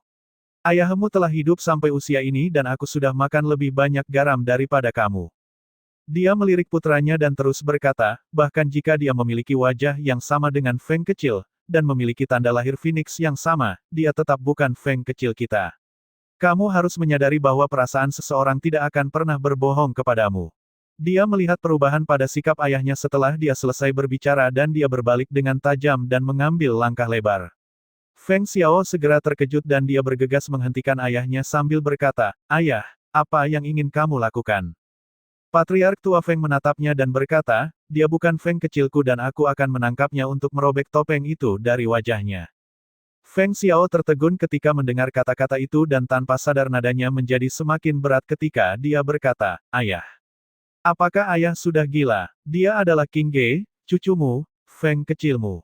Feng Xiao merasa ayahnya pasti kesurupan atau tidak mungkin dia mengucapkan kata-kata konyol seperti itu. Aku pikir kamulah yang sudah gila. Kamu bahkan tidak bisa membedakan putrimu sendiri dari yang palsu dan kamu masih berani mengatakan bahwa kamu adalah ayah Feng kecil. Tahukah kamu penderitaan macam apa yang dialami Feng kecil? Dan dia harus menanggungnya sendiri. Apakah kamu tahu itu? Mengingat gambaran wajah cucu kecilnya yang sangat cacat, tenggorokannya langsung tercekat dan matanya menjadi basah saat dia menatap putranya. Pernahkah kamu mempertimbangkan jika Feng King Ge di rumah kita ini palsu, lalu di manakah Feng kecil kita yang berharga? Apakah dia menderita? Apakah dia akan mengalami kecelakaan? Kamu belum melakukannya. Kamu bahkan tidak berani berpikir seperti itu ada kemungkinan seperti itu. Bahkan ketika aku memberitahumu tentang hal itu, kamu masih menolak untuk mempercayainya. Katakan padaku, dengan ayah sepertimu, bagaimana Feng kecilku berani kembali ke sini? Ayah, apa yang ayah katakan adalah sesuatu yang tidak mungkin terjadi. Aku sangat jelas siapa putriku karena dia selalu ada di sisiku dan tidak ada yang aneh pada dirinya. Jadi, bagaimana mungkin apa yang ayah katakan di sini bisa terjadi? Terjadi, ayah, apakah kamu merasa terlalu lelah? Atau apakah kamu mabuk? Mengapa tidak aku membantumu kembali ke kamarmu agar kamu bisa beristirahat?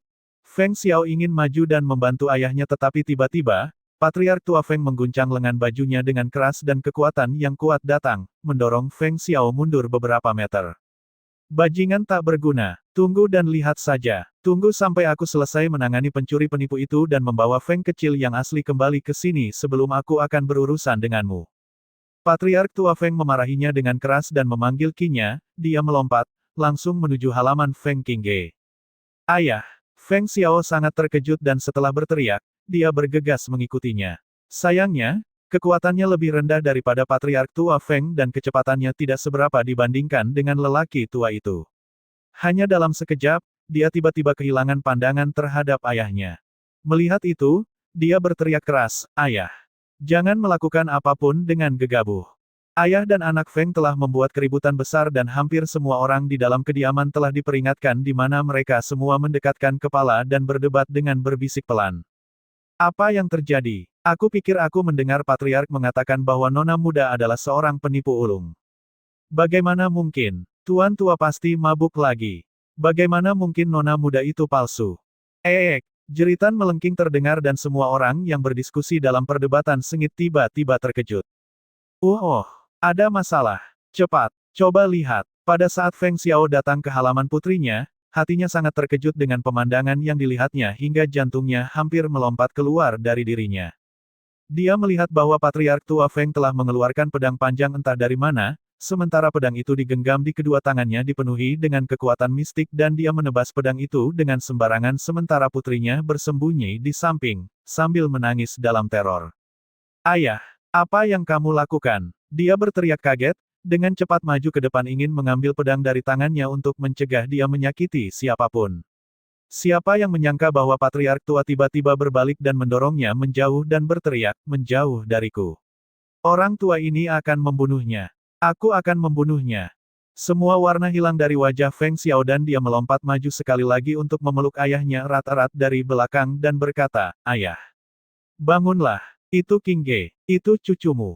Dia bukan. Dia bukan. Dia menyakiti Feng kecilku. Dia sudah menyakiti Feng kecilku. Lepaskan aku. Aku akan membunuhnya.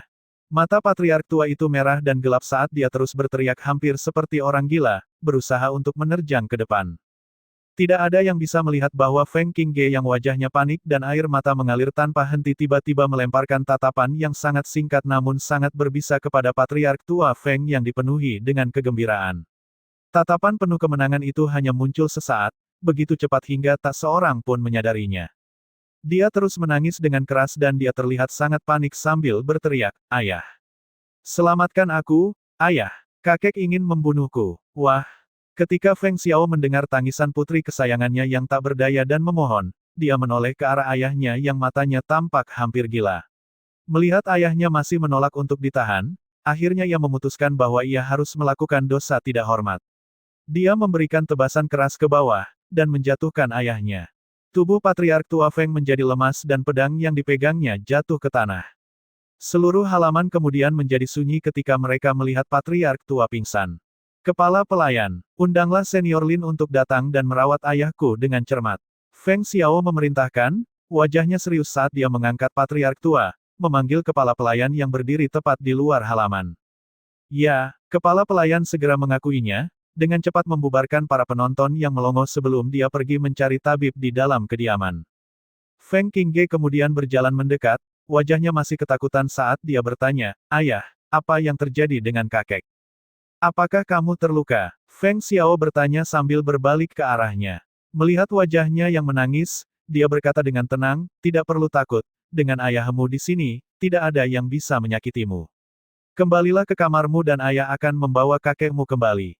Saat dia berbicara, dia memegangi Patriark tua yang tidak sadarkan diri saat dia mulai berjalan keluar. Ayah, aku juga ingin pergi bersamamu. Dia segera menyusul dengan langkah kecil dan berkata, aku mengkhawatirkan kakek. Baiklah, Feng Xiao mengangguk, dan mengizinkannya mengikuti. Beberapa saat setelah dia membaringkan Patriark tua ke tempat tidurnya, seorang lelaki tua berjalan masuk dipimpin oleh kepala pejabat. Tuan, orang tua itu memberi salam kepada Feng Xiao. Senior Lin, cepat lihat ayahku. Lihat apakah dia sedang tidak sehat. Feng Xiao berkata dengan cemas, memberi isyarat agar Senior Lin maju.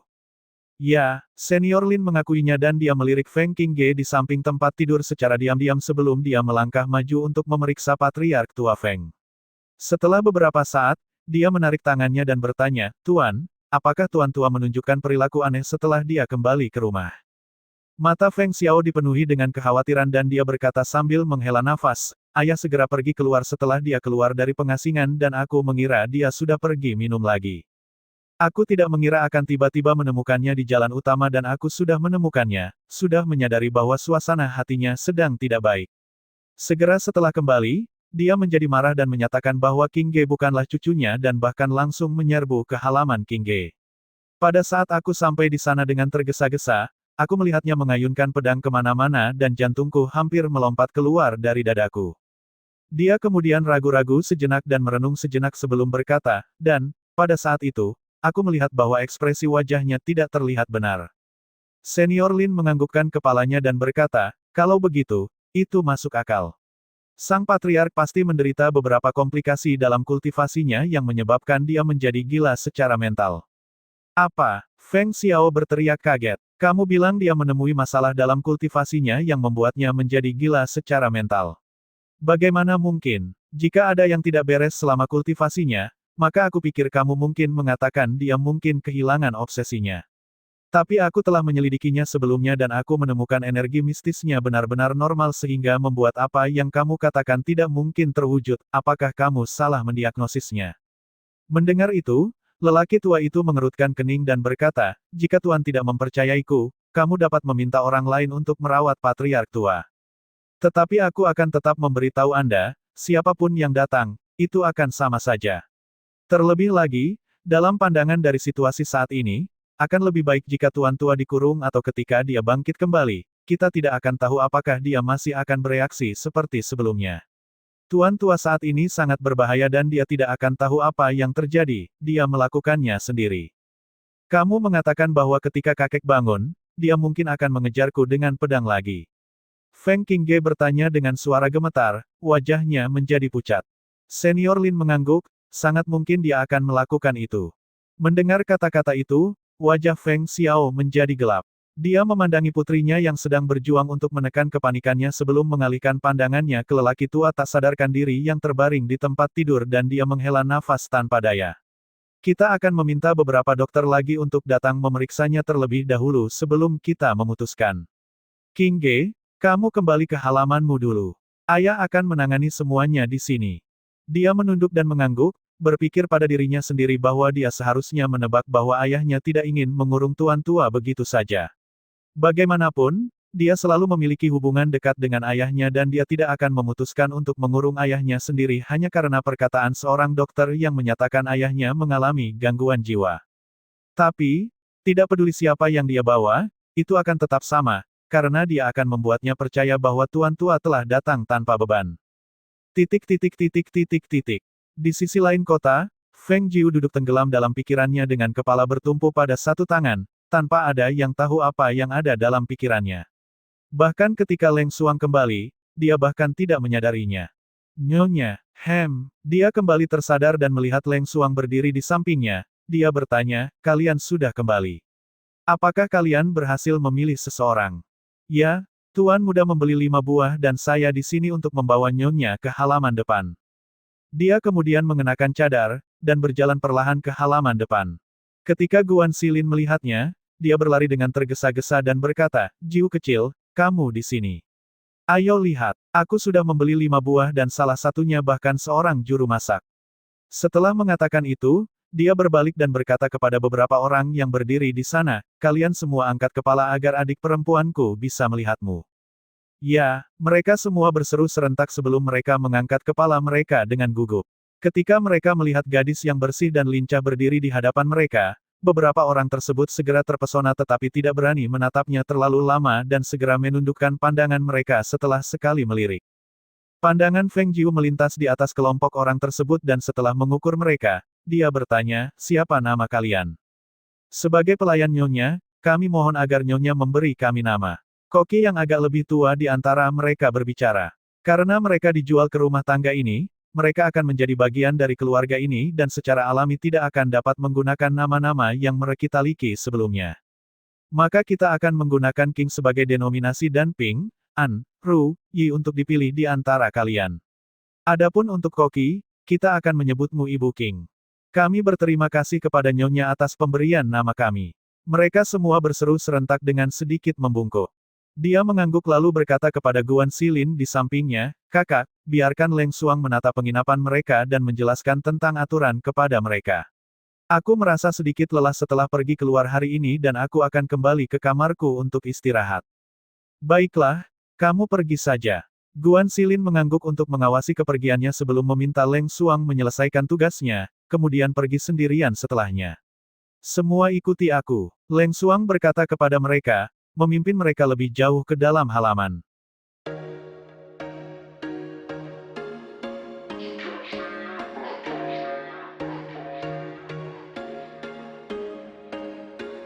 There was once a day that I would pray for you. I'd go and misbehave just so you'd notice too. Sneaking looks up and down from across the room. And damn, what a hell of a